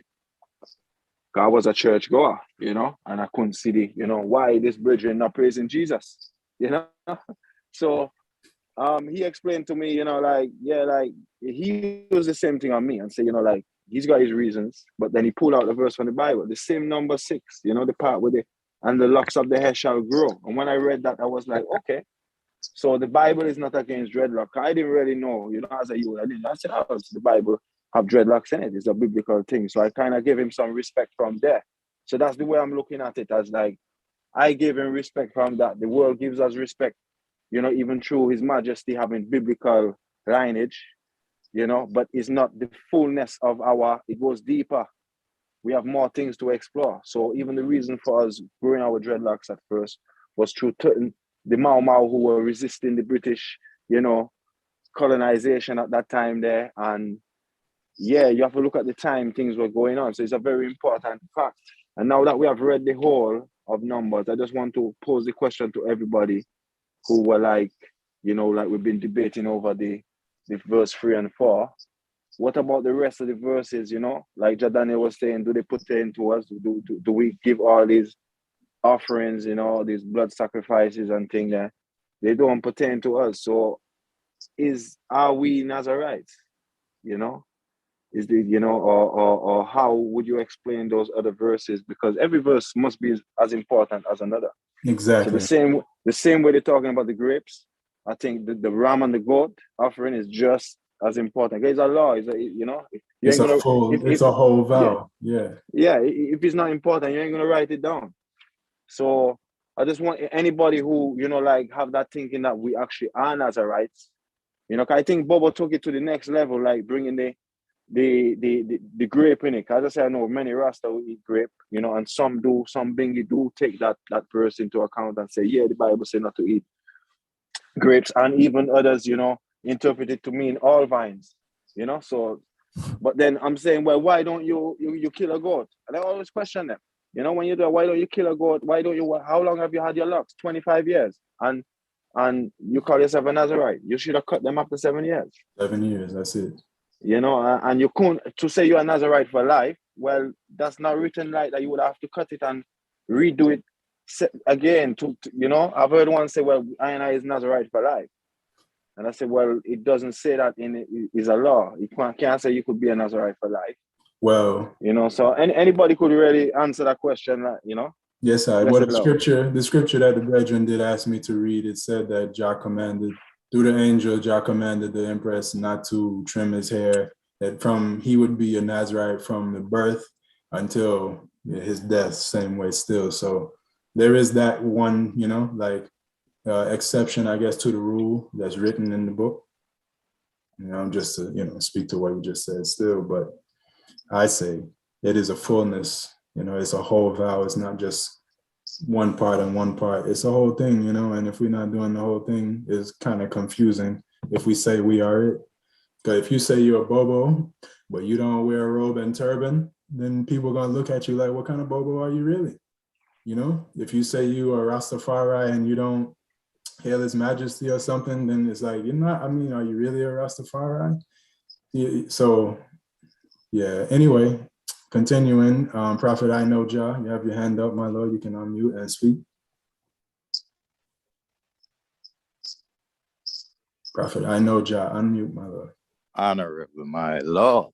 Right. Yes, let the words of my mouth and the meditation of my heart be acceptable in His sight. Jah, Rastafari. Yes, this is only coming as addition. I ain't saying I have the, what you call, absolute pin on this, but let's look into things like how we normally do. Naza, what I mean. Now, in Swahili, it means and for, right? If you separate it, because you ain't got no word Naza in Swahili. Na is and za is for. So and for. So now the reason why I'm saying that is because in the beginning, right? This is Moses that were instructed by the Almighty to speak unto the Israelites. Who is the Israelites? We know that. I ain't gotta go through that. But now we come with a thing we name a vow. And this type of vow is start with food. Why? Because our good is the temple of the Almighty Creator that dwell in our heart of flesh of all people, right? So why coming off of is this? I trying to build this towards like, you know, just so, you know, one could understand or overstand or understand and clearly that this is for us, right? In the sense of if you see a man or person with low self-esteem, they will have to go through some type of intercession or, you know, counseling to get themselves, you know, some type of, you know, upliftment to see things differently, you know, to know their purpose, right? So I hope that explained that. I don't want to take up too long, right? No, true, Honorable. I took anger management for 3 years. You know what I mean? My Lord. True. Bless it. Yeah, so I don't want, you know, so, okay. Now, we are intelligent beings, all of us. I don't care if you're a Bobo or not. But let's look into things like this. Now, I know in the Bible they talk about when they say a bull, that's interpreting to strength, right? Since they're confusing us about blood sacrifice, because we know the Christ man done fulfill that. He said he ain't gonna be no need of these things no more, right? But still, just to give clearance, and when we read this thing, instead of skipping through it, like, you know, how it is like when you read something, be like, nah, man, I don't feel like this. Don't skip it. That's one thing my teacher taught in the elementary. Don't skip nothing. Learn it. You see it? So it come like this. Sheep. What a sheep would represent? Peace, right? What bull would represent? Strength. Now, what goat and the shoulder and all of these things would represent? These, what the doves were representing in Deuteronomy. You see it? All of these things mean something, but it's for us to kind of not skip it over and look into what it means. Like, for instance, still, if you, you know, we are strong-minded people. I mean, nobody can tell us not. So if this vow showing you, you know, you got like kind of humble mind frame of things, you know, you kind of have to make an offering to kind of let that it go. You see, not saying that you can't be strong-minded, that's meaning that if you're in a stage of learning, it's certain thing you're going to got to let go to learn certain stuff. This is just, this part of what I'm saying is just towards the ram and the bowl and the ox and the altar and the bringing of the sprinkling of this and all of that day, so that we could kind of overuse in that time what that day had mean. Because if we is Ital, we don't deal with these things. But you do have tribes in Africa that do slaughter goats, read the entrails, and they could predict certain things. So this is an African tradition still in itself. But as Rasta now, we do not do that day. You see, one would make a bonfire and chant 7 psalms. And while one man chant his psalm, he will chuck a coal into the fire. And when 7 men don't do that, literally they just catch on fire. And then service will start. Us, Bobo, we don't do that. That's a bingy man thing. You see, us, Bobo, what we to do? We to come to the tabernacle, make sure we're free and all of these things. So this thing here is for us in the sense of if a man or woman going to separate themselves unto God to become holy, you see, I hope I'm making sure I'm saying this thing right. So as a priest, Danny Shua, look at the bright side of things, you see? Because if I want to ask us out there who don't know nothing about Rasta, we don't have a document to show why we put locks. This is something, what do they call it, inbound concept. We'd have to use scriptures. When they read that, they know this is where reasonment could build, or if the person would like, nah, I don't just believe that it. Sometimes reasonment could build off of these things like, what do you mean, since does the man them do this? Because that's what most people who learn it would ask. Does the man them chop off our locks after 7 years? We'd be like, no. You know, just like it would have what do you call it? In the sense of when we look at Rasta in a general, I don't want to go back to the mango thing. That topic seemed like it ain't never done. Keep the time in mind, my lord. Yes, my lord. Yeah, but what we're just trying to say is this: the vow, right, is for us, you know, because just like how King Emmanuel come and he shows us that he come with a half that never been told, and it's certain principles we had to learn in our said way. It's certain talk we couldn't talk, like obscenities, bad word, and these things. These is parts of things coming holy, so it take time to be holy, you know. So I would just in it. It take time to be holy, and to be holy, knowing that our good is the temple of the Almighty God. It's certain thing we have to get rid of. It's certain thing we have to sacrifice and burn up and get rid of. You see it, my Lord and Empress. Give thanks. Yes, Honorable. Give thanks, my Lord. All right. Prophet Brimstone, my Lord, you have your hand up. You can unmute. Bless the love, honorable. Bless the Lord. My Lord and Empress again. You know, I just wanted to piggyback on what Jack Carlton was saying and also what you were saying. You know what I mean? With the vow, it's basically common sense. You know what I mean? A lot of people are born with common sense, though there was a saying they don't know how to use it. So when we read the Bible again, it goes, you know that saying, you know what I mean? So it goes with the saying, you know, just like the order, 1, 2 order. To any question, right? If you're taking a test or anything like that, there's only one right answer. So the same thing with the vow. You know what I mean? We take this, we read this, and then we interpret it. Like the Honorable Prophet John Carrington said, you know, we can't be prideful because, you know, that boosts ourselves up. We must humble ourselves and dig within the realms of what to do because we are men and women of right. You know what I mean? We're living rightfully. We want to live righteous. You know what I mean? So we want to do everything that is right. We don't want 1 foot in and 1 foot out. And again, that's why I'm glad that we reason upon these.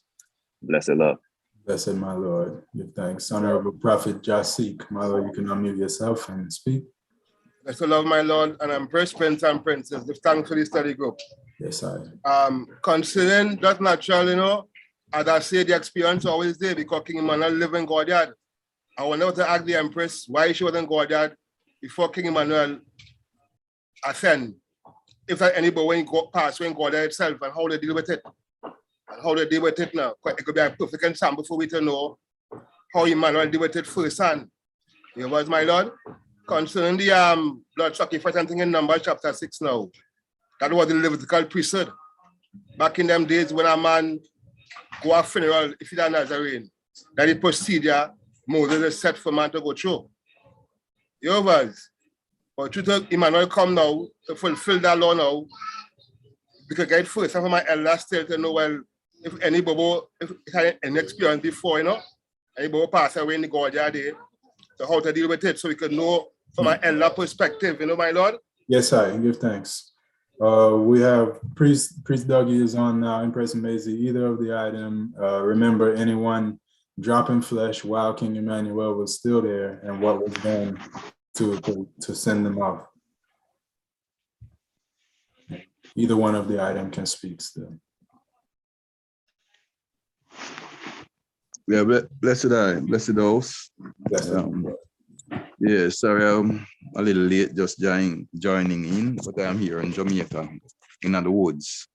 So I just reached an area where I have some connection. So just tuning in. There was a couple ones that had passed in the early days, you know, like Empress Aljita, who we call Empress Menen, who I came to the Congress and saw with the father. She had been traded with the father since Bakawal days. She was the permanent secretary of the Congress at the time. Met in an accident by the Hillfoot and passed on. And the father mourned her because she had been with him a long time, and he, you know, paid his tributes. She was dealt with outside of the realm of the camp. You know, and I have to go over that, you know, like the Virgin said earlier, he was understanding. This is an evolving livity, you know. See, there's many things that I didn't see in the earlies that was taboo that became standard later on. So it's an evolving live, you know, coming out of the concept of Rastaman can't die. Because that was the original, you know, outlook of Rastafari. Now, that hasn't changed in the sense that what we have done now is gotten a clearer understanding of what death is. Death is not the dropping of the temple. Death is when, you know, you succumb to sin, you know, you succumb to wrong, you succumb to evil, you know, then you don't have no return in the realm of God. You know, that was the understanding I got from the father when it comes to the permanency of death. Now, the temple is changeable. It can only last for a certain period of time. And like the man said, this robe of flesh I drop and I rise. And I have the power over that when I, you know, reach that level of consciousness where we can control our goings and coming. We can shape shift and do many scientific things that is considered miracles in the material world where we have lost the power of naturality. See, and so now to answer the question, you know, I didn't see the father hold a direct ceremony, but he did ritualistic things to honor, you know, the fallen. You know, like in the latter days, he told I and I to tie a black piece of cloth around our arm as a reverence for the fallen. You know, instead of going and cutting off your locks, because, you know, as we have come into time, which is a dead body there everywhere. You know, living in Montego Bay some years ago, it was barely a day that I didn't turn on a street and there was something covered up. You know, I've come up on many bodies covered up here and there, some not even fully covered, some when it just happened. You don't even know if the person really dead until they are pronounced by the ME. So, hi, mommy, listen. So, you know, it is, like I said, it is evolving. As certain ones passed on, you know, they were returned to their family to be dealt with, you know. But like I said, Mama Eljita, who was a fixture in the camp, didn't have any family to be returned to. So it was financed by the father, and, you know, a moment was offered up in respect to her and her tradition within the camp. Beyond that, I have not seen an official burial or ceremony performed in that sense until the father. Now, with the father Yadin, the house of priests, it is I and I as priests' duty, especially the ones that have been there with the father, to sit now and rationalize the moment, you know, to analyze the moment and come to a rational about it. You know, for a year or so before the father treading a youth, one of my sons passed, and I was told how to deal with it, and I dealt with it accordingly. Now, how it was dealt with, I'd never given my family closure. what is considered closure, because, you know, like I say, it's a new thing for Rasta to be dealing with death. So I and I family deal with the sending on of the youth, and his siblings, my children, and myself and the Empress. We didn't take part in the ceremony per se, you know, and that some of my children up to today are still angry with I for forbidding them to be a part of it. You know, so things like that bring you to question certain, you know, approach, you know. Now, we will never embrace the body of the dead body philosophy. But just like the African tradition, there has to be a way in which we send on our loved ones, you know, on the journey to be received by the ancestors.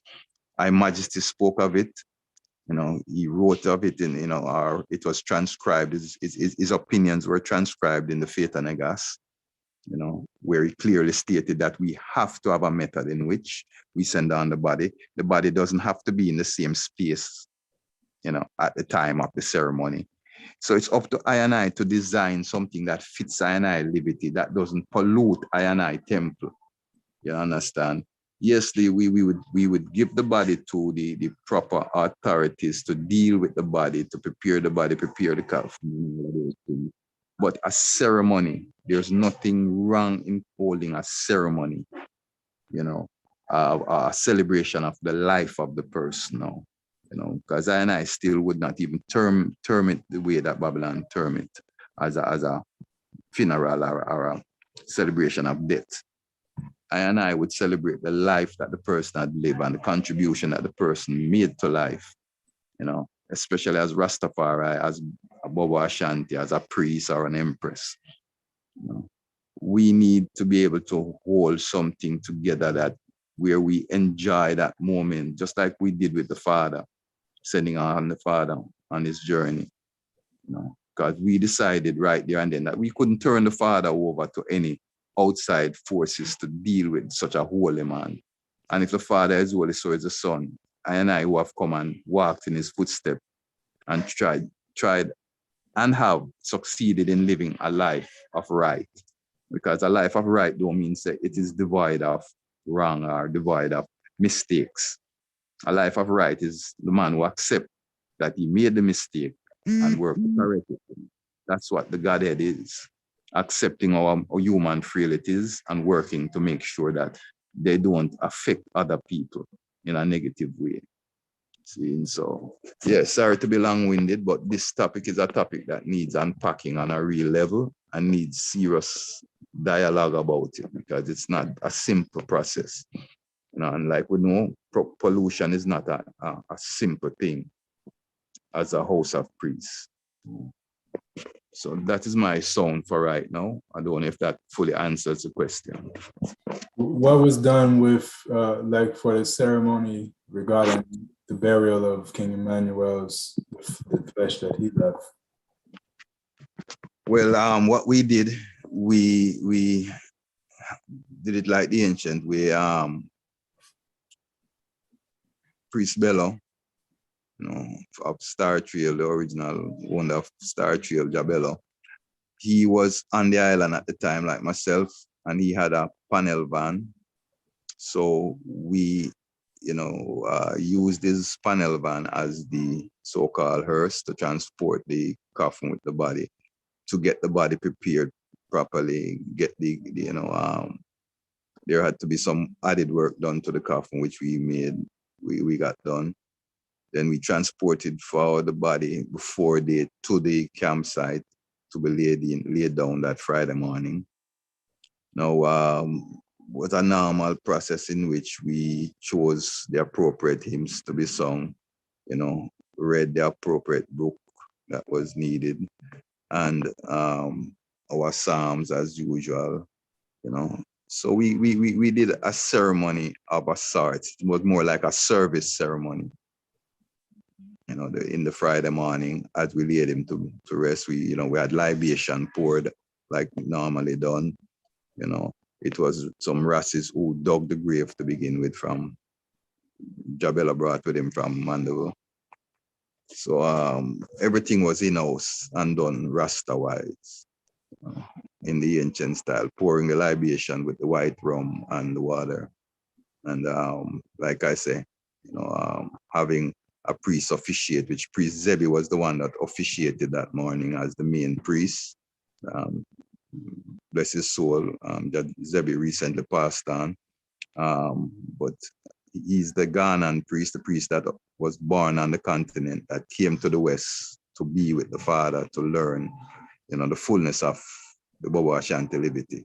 So he presided that morning, and most ones were still afraid. Most ones were still scared, because even when we were moving the body to the funeral home to get dealt with, it was a couple of I and we were struggling with the casket. And another priest was coming up the track, and we called to him to give our strength, rest a hand. And when he saw us and saw what we were doing, he turned and ran, literally ran. I'm not talking walked away. He ran, out of fear. So it is such a new phenomena to Rastafari that most ones still carry some form of fear towards dealing with the issue. But it's an issue we cannot get away from dealing with, especially as a house of priests. In Ethiopia, in Africa, in all traditions, the priest is who ministers the rites of spirituality to the nation. Exactly. Under that comes the rites, the last rites as well. The last rites is what we do for our loved one to send them on the journey. So it is an issue that we must have to deal with. And we can look at how we dealt with the Father and modify it or institutionalize it. My Lord, after he was buried, right? You said it was on a Friday. So did Sabbath service go up that evening and the following morning? Yeah, we buried him. Remember now, our Father is known and is the Lord of the Sabbath. So we chose directly the Friday morning to bury him, to make sure that he would be able to meet his Sabbath, his spirit would be able to meet his Sabbath. So it was a choice too. Everything was a choice by design, and service went up the Friday evening as usual. What did go down though, every one of I who partook in the funeral got sick. That was one thing that did happen. All of us developed some form of an infection, we would say, some form of flu, some form of symptoms, or most of us that I know of. Yeah, man, some are sick more than some. And nobody trim off their Congo. Nobody offer up any goats, any lamb, any dove, any turtles, any shoulders of any animals or anything like that, right? Nope. And you know why I can't be afraid, Brethren? When we look at that's why I put in that book, the philosophy and opinion of the high priest.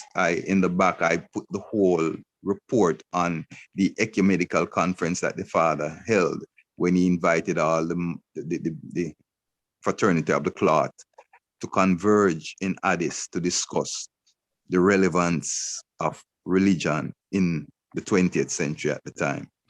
See, and he stated clearly that a lot of our practices had become outdated. I need the item to read that speech that His Majesty made. It will make things clearer for I and I, because he is the power of the Trinity. He sets the trend. See, and in it he clearly stated that a lot of our practices had become outdated.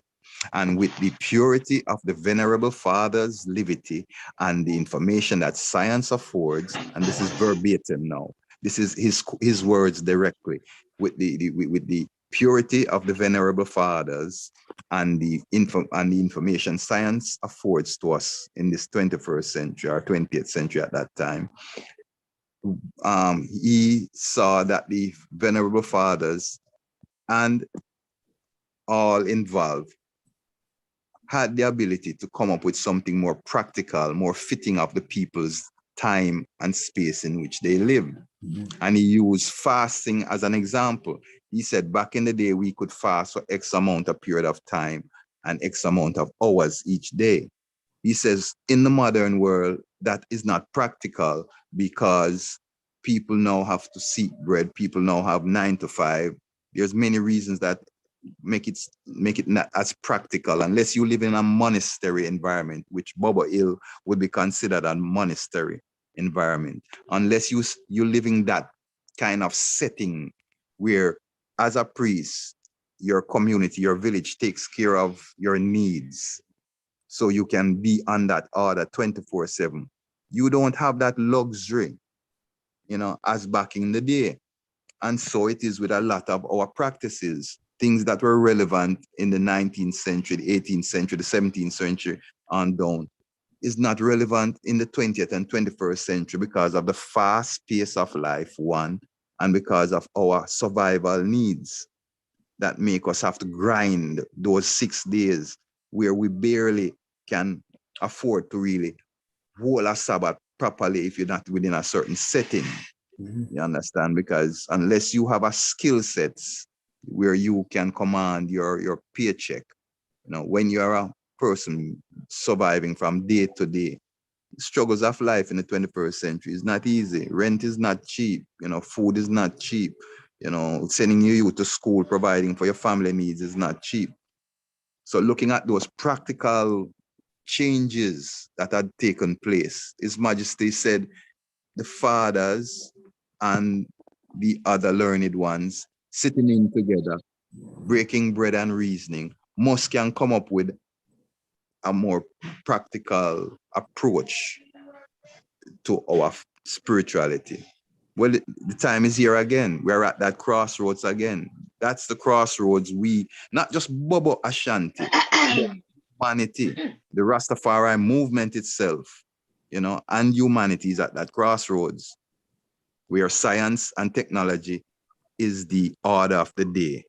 So we have to kind of now maneuver through that, miry clay there to make sure that we can balance ourselves and keep our liberty pure the way we know it's supposed to be. Give thanks. Yes, my Lord. So, yeah, my Lord, I need to say something here, Bobo. All right, go ahead. Go ahead. Yes. So, that's a little highlight here. A mystic that happened on the Friday morning that the father was late. So, when them say dust to dust and things, earth to earth and things. So the first priest said, there was no breeze was blowing. There was no whirlwind and all of that, could say. The whirlwind take the dirt from off of the shovel and blow it. So when the priest threw the first shovel of dirt down in the coffin day, man, a piece of whirlwind. I don't know if Jadog remember that. Yeah, Mama. I remember. You're right. All right. A piece of whirlwind come out of the grave. Nasty up everyone. Everybody up here hold them face. And we cry out, Selassie, Emmanuel, and praises go up. I think that is when all of us got infected. I think that's when all of us got a touch of whatever it is that we had. I think so. But me I say, I got to funeral and I never see anything like that. So mystic as the man threw the first shovel of dirt down there. A piece of whirlwind just come from out the man, and I tell you. It was just mystic. Yeah. And you know what else to Mama? The morning was a very bright morning too, if you remember. Oh, yes, the morning beautiful. The Friday morning, there was a bright Friday morning. Bright, sunny. And bright. It was an unusual day, Rasta. Yes, and there was no breeze. It was still. No breeze was blowing. Yes, and all of a sudden, it's like a breath. It's like somebody just, like when you just open your mouth and you let out a breath, a hard breath out of your body. That is how the wind they coming up. Like that chamber open up and a breath just flow out of the chamber same time. Yeah, wind doesn't normally come out of the earth still, so that's very crazy. Like, I want to say crazy. Yeah, up to today, it is mystic. It is a mystic amount of us. Because the place was we'll forget that. Daniel, you'd have to experience it. The place just like the Empress, everything was calm, Seeing, you could hear without a microphone or anything, you could hear what the priest was saying and everything. The virgin take up the shovel, the virgin take up the shovel of dirt and, you know, with the dust to dust, ashes to ashes thing, throw the first shovel. It's like something just throw back the dirt back at we. Yes. Hey. And as far as you're there, because some people was up at top of the hill, they were sister horses. And as far as you're there, you get a touch of it. As far as you was, you get a touch of this, of that, what happened. And I don't want anyone to take these reasons as hocus pocus, you know. Energy is energy, you know, virgin. We don't know what energy is all about, you know. Energy is energy. It cannot be created and it cannot be destroyed. The Father, energy, it left out of the temple, but it still abides, you know. It still exists. Yes, sir. It's not like the energy destroy and gone with the body. So the energy was still in the place, still making his presence felt before him tried. Yes, my Lord. As a matter of fact, you know, I'm going to share something. The doctor that we went to get the death certificate dealt with. Pee-wee. When we dealt with the Pee-wee had sent us to a doctor named Sharp Michael Sharp. Where we deal with what the road him had an office somewhere on the road there were out of halfway tree. Anyway, when we got deal with him, you know what the man say? The man said when them examined that body, when they had first examined Dada's body, see, even before Dada had passed, when Pee-wee did come check him, them couldn't believe that Dada was still able to speak to us and communicate with us, you know, with the statement that the man made to I and I, because I was there. This is not a hearsay. I was there. I was one that went to deal with the death certificate. See, the man said the temple had already gone. It was the strong will of the man that was speaking to us. That was the statement that the man said to I and I. See, the man said the man temple had already vanquished. Is the strong spirit of the man that was speaking to us. That's why I man insinuate a while ago that whole vibe with the dust just seems so direct. You know, it seems so, you know, intentional. Timing of it. Where's the virgin? Would you say intentional? Yes, that's the word. It seems so intentional, Aya. See? So when the doctor told us that the temple had gone already, but it was a strong will of the man that was speaking to us, it just kind of make a man think of that. So it's not no focus or no like a supernatural thing and I is preaching. And I just telling them, recapping the events of how I'm just gonna say this. Sorry. And I'm just gonna straighten this. The father was struggling from a couple of days before Tuesday morning he left. Because I can remember the Sabbath I went up there to bless him. And Jordani was the one that came out to me. And he told me that the father not speaking, you know, and he's not communicating. Responding. Right? So, responding to when you talk to him, you know. So I was wondering what happened. You understand? But I know sometime that I've done that already. But in the morning, there was one morning I went to see him and he was out of it, you know, and he hardly was saying anything. And by the evening, the father was on the veranda rocking from one side to the other side. So I know, you know, but, not how you see him right now, but Mama Easy, you know, I don't mean for cut you. Me and you got reason this thing true, but I don't mean for cut you. I want to add something right in there so where you say it before I lose my thought. You see them little thing that now as you speak, how Ja was not responding, and then in the next moment he was up and responding. You said true, we didn't have the religion thing. Our head was caught up in this thing, said Ja God and Ja is ultimate. We never checked the reality, you know. But you see, if we did check the reality throughout, you know, that latter days there, we would have realized that he was going through human problems that the temple got through. And some of that pain we endured, and I could have helped relieve some of that pain if I was checking it on them levels there. You understand? Remember now, you know, when Dada passed, you know, Iman was in the airport in Florida looking to come down, you know, I had just purchased a new bed for the father, a bed that was set up directly to help him with what he was going through. A bed that could have taken we had also gotten it a mosquito mesh to put over the bed.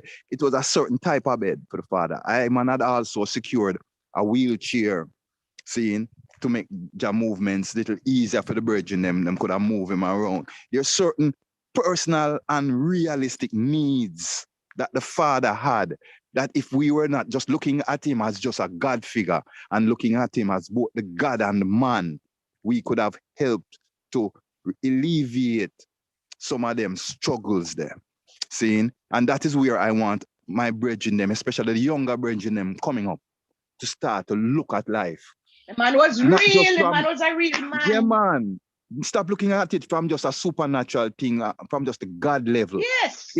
If Dada is just a God and not a man, then he's not relevant to us, you know, because what he does, we can do. If God is just a deity and he's not a man, then studying Garvey not going to help us because we can't do what Garvey do. But if we are looking at our Godheads, Haile Selassie first, Empress Menen, if we're looking at them as both man and God, woman and goddess, then we can study the God side of them to elevate our divine self, but we can also look at the human side of them to understand more how the human frailties play into our reality. And the father was tested. The father was tested by his son many a time to see who he was. I like that. I like that. True. Balance with the world, you know. I like that. Yes. He was tested and proved. So when they beat the man with the baton, the man bled. He bled through his nose, he bled through his ears, he bled through his mouth. The 3 orifices in his upper body, he bled through. That shows that the man is human. What shows that he's God is that he survived it. A normal, average little person would have succumbed to a beating like that. But the God side of himself, the divine side of himself, did not finish his work. His work was not done. So he could not have succumbed to that at that time. So he raised himself up out of that, the suffering, and continue to exist, that he could finish the work of which his father left him to do. You know, we find ourselves in the same position now, you know. Mama Maisie, you know, my brethren, you know, precededly, all I and I who walk with the father find ourselves in the same position now. We are coming up in our eldership, but our work is not yet done. Because we have not moved the Congress from where the father leave it to anywhere else, you know. True. We are supposed to move it from where he left it to the next level. So when we hand off the baton to the next set of generation that's going to take it up, they have it at a next level now that they will take it from there and take it to the next level way to go. Because remember, the man says from lowland to highland, so we're supposed to be constantly rising. We have not moved it in 30 years. Seeing? So, you know, I need to check them things there and start to look at things more practical and realistic and see how we can do this. You know, incremental successes is better than no success at all. If we can do things and succeed inch by inch towards our goal of total repatriation, you know, total emancipation of the Black world. See, if what we do takes it an inch closer, if it's even each year, we get an inch closer, we are doing our job. But we have not moved it in 30 years. So we are disobedient children, being disobedient to our father's mandate and his will. His will is that him left a parliament, him left a committee to move him Congress along, to take it from the lowland of Jamaica to the highland of the continent. And we're still not anywhere yet with that move. Yes, my Lord. All right. So give thanks for, you know, the culture, and give thanks for the history, historical reference, you know. That puts everything into perspective, you know, because this Nazarite vow, as I said before, can be confusing because a lot of the things, most of the Nazarite vow is not relevant to Bobo Ashanti culture at all. The offerings, the shaving of the head, we don't do. You know, the confusion around the mango and stuff, it doesn't come from the scripture. It comes from someone saying something, adding on to, you know, what's in the book, you know. Yeah, it's better if we just look at things on a real practical level, a realistic level sometimes, than trying to relate it to something, you know, that someone else wrote because we as a people, we validate ourselves by living to a right. No book validates us. Our liberty validates us because it doesn't. You know about the Iron Horse and all that? My Lord, you can mute yourself. You know, no book validates us. It's our living to a right that makes us who we are, you know? No matter how much we want to quote things and you know, because there's hundreds probably of different organizations, churches, etc., that use the Bible as their, you know, the book that they would say they base their teaching off of, their doctrine and stuff. But we don't see, you know, the righteousness in the earth still, because there's war here. You know, there's even these different groups that claim these books are fighting against each other. You know, so the book doesn't make them right. The liberty is what makes us right. Now, if we can't deal with our own people that drop flesh, then, I mean, you know, and we claim to be a sovereign people, and sovereignty means you can do for yourself, you know, self-reliant, pretty much, you know, and also you have to have land and, you know, other things, but you're not sovereign if you have to send your dead to be buried by somebody else. You're not sovereign if you have to take aid from people and stuff like that, because even though you might be a nation, you're taking all of this aid, the people that are giving you all the aid are the ones that have the power to cut off your people's supply of food, you know?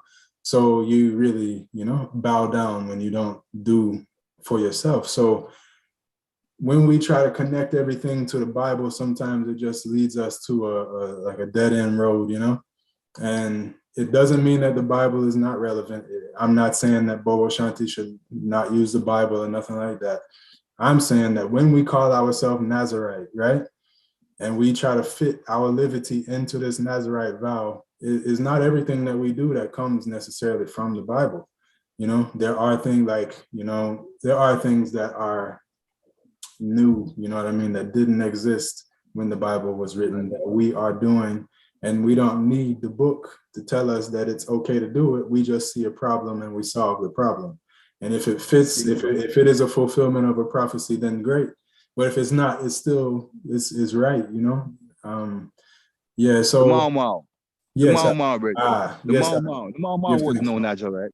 Exactly. The Mau wasn't a Nazarite, you know? Think about it. The Mau that we speak so much of, and that we had so much impression on the early set of Rastafari who rose up this liberty. They were not a Nazarite. They did not profess the Nazarite vow or liberty. Seeing? Their dreadlocks had a sacred meaning that had nothing to do with the Nazarite vow. And there are several dreadlocks, like the Dietary priests. They don't have anything to do with that. That has nothing to do with the Nazarite vow. You know, so, you know, we have to start looking at things from a more practical level. You understand? We have to start looking at things from a much more practical level, and knowing that we are the gods, as the I say, my brethren. We are the gods and the goddesses. We can interpret this thing for ourselves. You know, as the Father gave us the foundation of understanding. He gave us the foundation of understanding, Rasta. You understand? And that is all we need, because we are man and woman of a right. So whatever we do, we're going to do it of a right. So it's just for I and I to look at what is practical. By the love, thank you. Yeah, look at what is practical and what is not. What is doable and what is not. What serves us well and what doesn't. Seeing? If a thing doesn't transgress the law and it is not a sin, then there is no right and wrong issue to it. It is just whether it benefits us or it doesn't benefit us. Yeah. Give thanks. Sorry to interrupt, man. No, it's all good, my Lord. I was about done anyway. Jack Carlton, you had your hand up, my Lord. And we're coming to the time where we need to wrap up. You know, it's after 1 now, you know, so with respect to everyone's schedule, we'll, you know, try to keep the remarks, you know, relatively, not necessarily short, but just to the point still. And, yeah, keep in mind that people do have movements they need to make. So we covered a lot, but yes, my Lord and Empress. You can go through, Prophet Carlton, you can unmute yourself.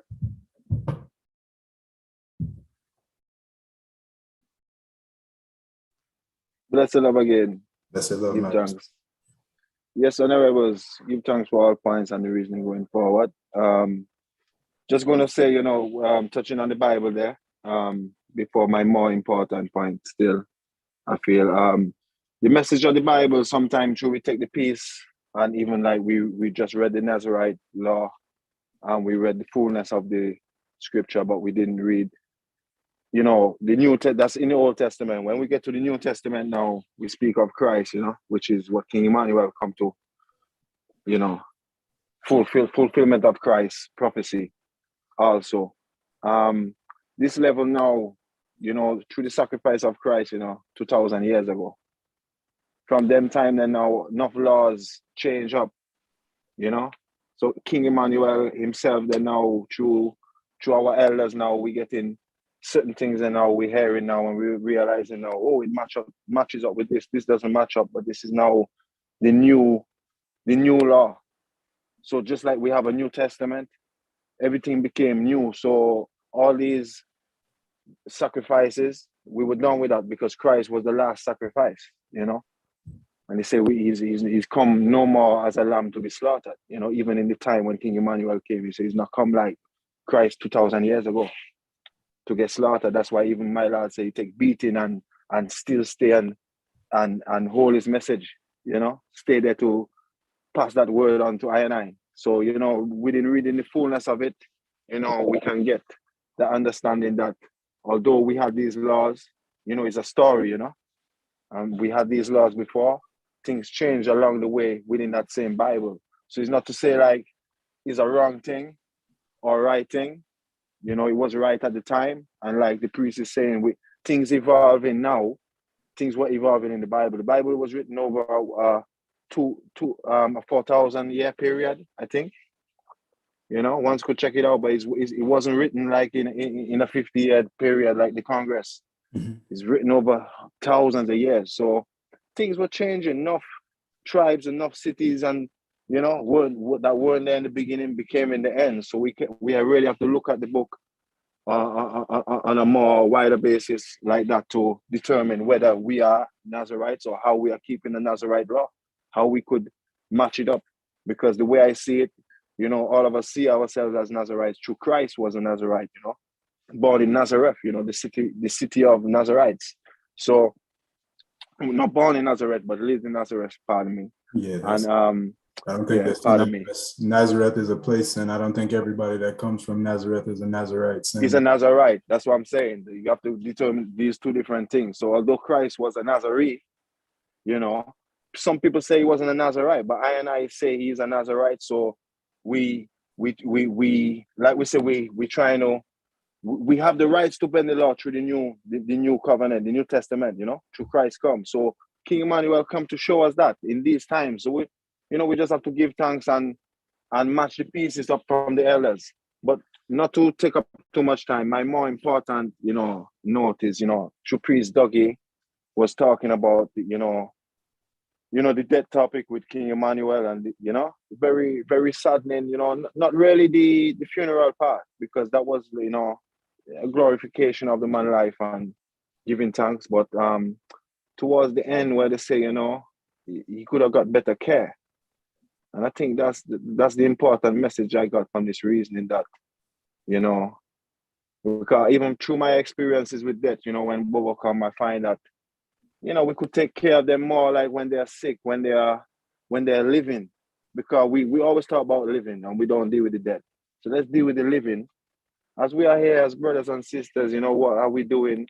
Are we checking up on each other, our mental health, our physical health, because before you know it, one die and then we say we don't want to go funeral.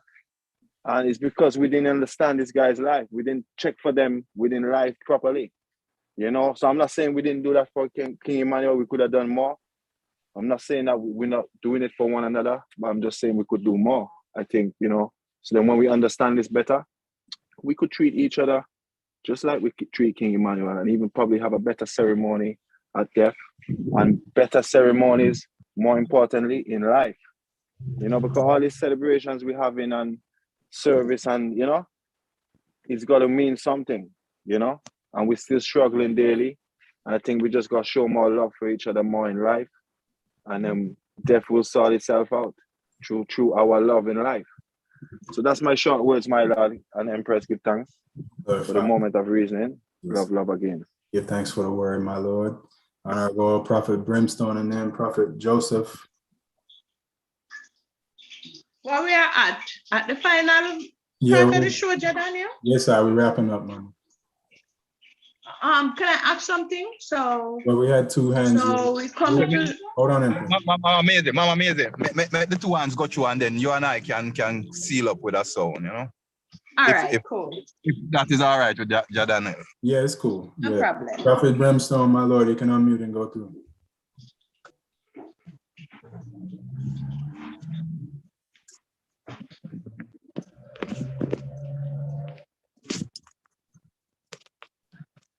Ja Brimstone, my Lord, unmute yourself, please.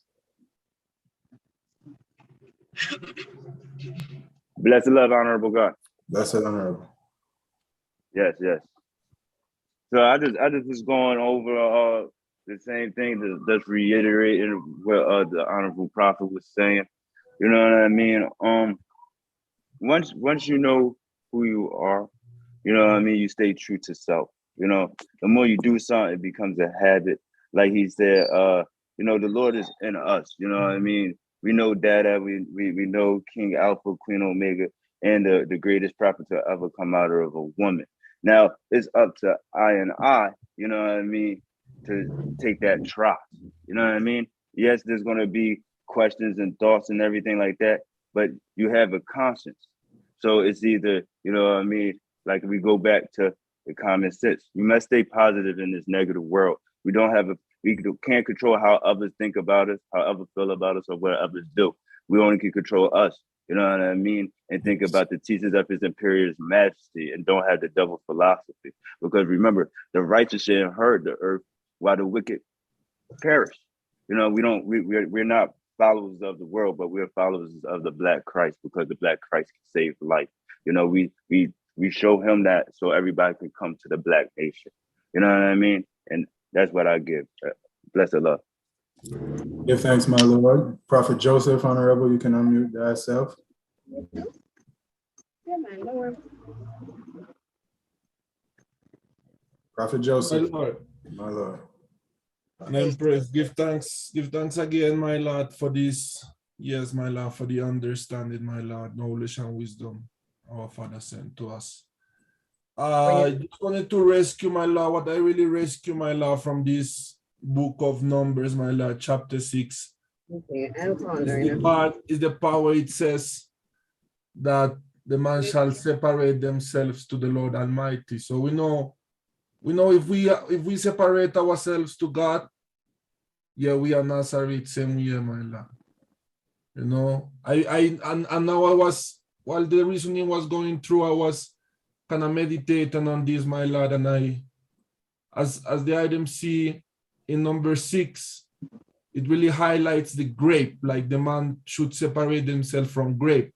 Now, what can Emmanuel teach us? What can Emmanuel teach us is we separate ourselves from the colonialism world. Now, why do they say, now in the time, in those time, like 3000s before Christ, who were the ones that really started growing grapes? Were the Greeks, you know, see? So it is like the same thing we do right now when we separate ourselves from certain things of the world because it doesn't belong to us. So in the time of the Bible, really the grapes were not a part of their tradition. That was something that was brought by the Greeks, right? So in this time, we really are Nazarene when we follow Jah commandment and we separate from certain things He show us that are from the world, right? So in that way, my Lord, I really see Anna is a Nazarene, my Lord, because we are separating to the Lord Almighty to do His work, right? And we do not partake in things that come from the Western world, right?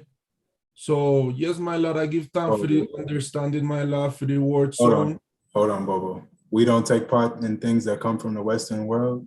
Zoom didn't come from the East. Well, my lord, I see is what we do is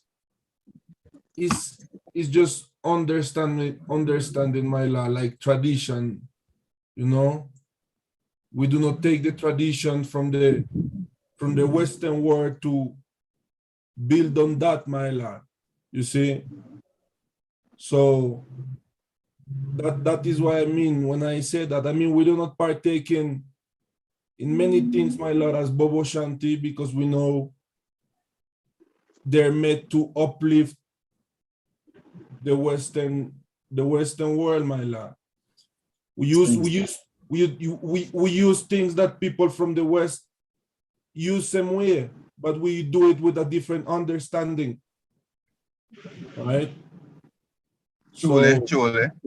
that is how I see it in the realms of what is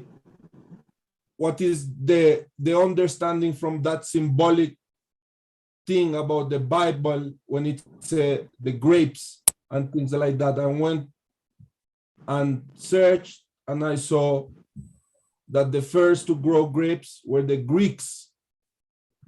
So it makes a lot of sense to me when I see that in that way, my lord. All right, give thanks, my Lord. Give thanks for your contribution to the reasoning. Call Prophet I know Jah, and then Jassi. Honorable my lord. Yeah, I'm gonna take too much time. Yeah, but just nailing it in. Naza in Swahili is and for, right? Just like Emmanuel is interpreted God for us. So the Nazarene vow in this like Bible, it would be the same way.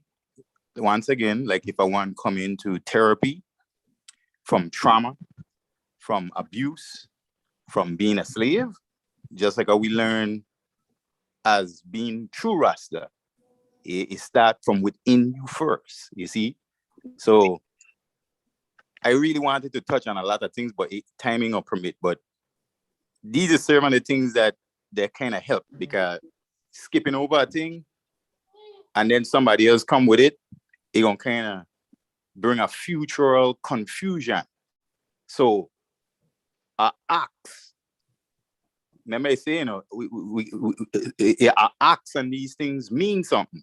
So when they talk about the dove and the axe and all of these things, I ain't saying, because Rasta don't deal with that. We don't deal with no ringing no foul head and none of that. All I was saying is an interpretation to these things where it could bring a clarity. But we know that Christ come to diminish these things, as how the honorable priest did say that speech from His Majesty. I hope he could repeat it again so that we could go and look at that speech there to kind of see that a lot of traditions that were done in the past, like these blood sacrifice, ain't need to be no more. You see, time change, the whole realm change. So ain't no need for that. But yet still, it still have warlocks and witches out here that will do these things, but that come with his hook and crook stick to kind of anchor them and, you know, still them within our tradition now, which is, you know, Father Moses tradition, Bible and hymn book way. My Lord,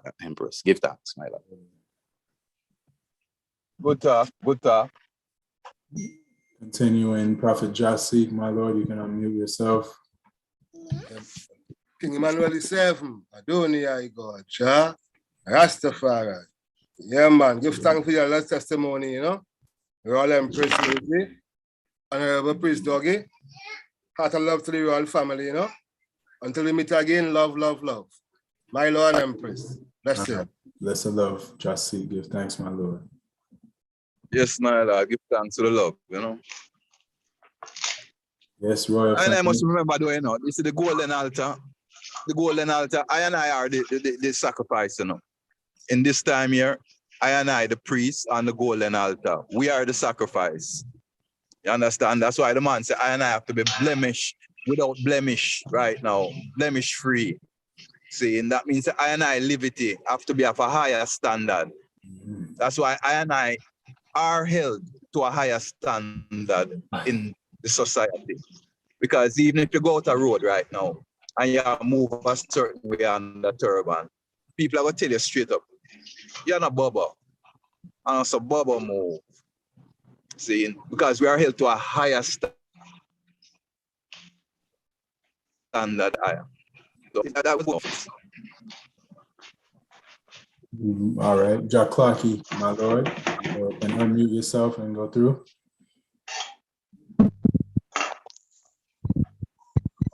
My Lord, yeah, my Lord. Go through. I love my Lord, yeah. Yes, my lord. Bless us. Hallelujah. Yeah, my Lord. Honorable, but I come and hear the testimonies that and my Lord, testimonies that the elders, all powers and strength towards the reason on the platform, my Lord. You know, the change of the order is a change of the law to my Lord. So not enough just understand the reasoning, my Lord. Mark side with the man. Rastafari. Bobo Flames, I see your hand keep going up. My lord, did you want to say something? If so, you can unmute yourself and speak.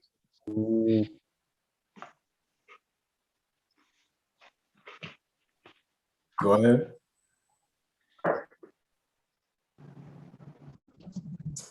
All right. Yeah, so the elders now, Honorable Empress Maisie and Priest Dougie can seal it up. And Priest Dougie, when you finish, you can just go ahead with the prayer, my lord, when you seal up. Empress Maisie? Yes, my Lord. Give thanks for all what said and Closing done. remarks. Yes, give thanks for the reasoning, the understanding that given, glorify each one point of right, Bobo. But I'm saying this, number 6 right now, I don't see where number 6 is really living to the fullness, right? To me, I don't like in the old time days. Things change, the world change, and so on. Because, as it said, when people die and you see the dead body, right now nobody not trim no head. That now go on again. So certain things that the prophecy, the chapter speak of, not manifesting, right? The liberty is not like, how it's supposed to be. That's why the Father come with the salvation. See, the salvation now, cut and clear all of them, because remember I tell you, say, if you can't pigeon, go tabernacle door and the holy priest turn up at the door and whatever. All of that not happening. See it. So the Father now had us to make another way to fulfill certain things while him come with this with the salvation stand. Yeah, the service order we cut and clear, and make a way. So I give thanks to all what said and done, and you just have to know who we are, how we are live, and try to save yourself within, because we can talk about the liberty, we can talk about everything, but when we're not living the live, to be separated from certain things, then we have a problem. So the greatest thing to I as Rastafari people, who, we just have to make our liberty prove within, that people can see how we live and that we can be separated. As Jadogi said, if you have a robe and turban, you have a certain way you live certain life. People are going to say, you're not Bobo, right? Because they know how Bobo's supposed to live and the light where Bobo's supposed to shine. Yeah? So that is upon us, most times. Last year, Jah. Rastafari. Give thanks again, my Lord. All blessing to our loved one in Christ. Jehovah, Jah. Rastafari. Give thanks, Lord. My Lord. So, my Lord, I give thanks, and to those endorse what Mama Maisie said. We are held to a higher standard. We must live to a higher standard. But that does not negate that evolution has to take place. We grow in righteousness. We rise in righteousness. Our consciousness continuously rises. It doesn't descend. it's supposed to continuously rise. And as our consciousness rises, you know, and as we evolve as humans and as individuals, there has to be changes in our life. Some, if we don't embrace freely, are forced upon us. We have no alternative. You know, some through common sense and understanding, you know, we see the relevance and the need for that change. But we have to embrace change, my brethren. That doesn't take away the foundation. The foundation is never removed. The foundation is built on solid rock, principle, uprightness, sabbatical liberty, robe and turban, you know, righteousness, you know. For now, we still use the hymn book and the Bible where it is needed to be used. But as well, we must do what His Majesty said. Seek secular knowledge. Learn of all things that is pertinent to I and I as humans. So we know how to chart our way through this majority. Yeah, man. Give thanks to the item, give thanks to the love, give thanks to the settings. And I is doing a great thing.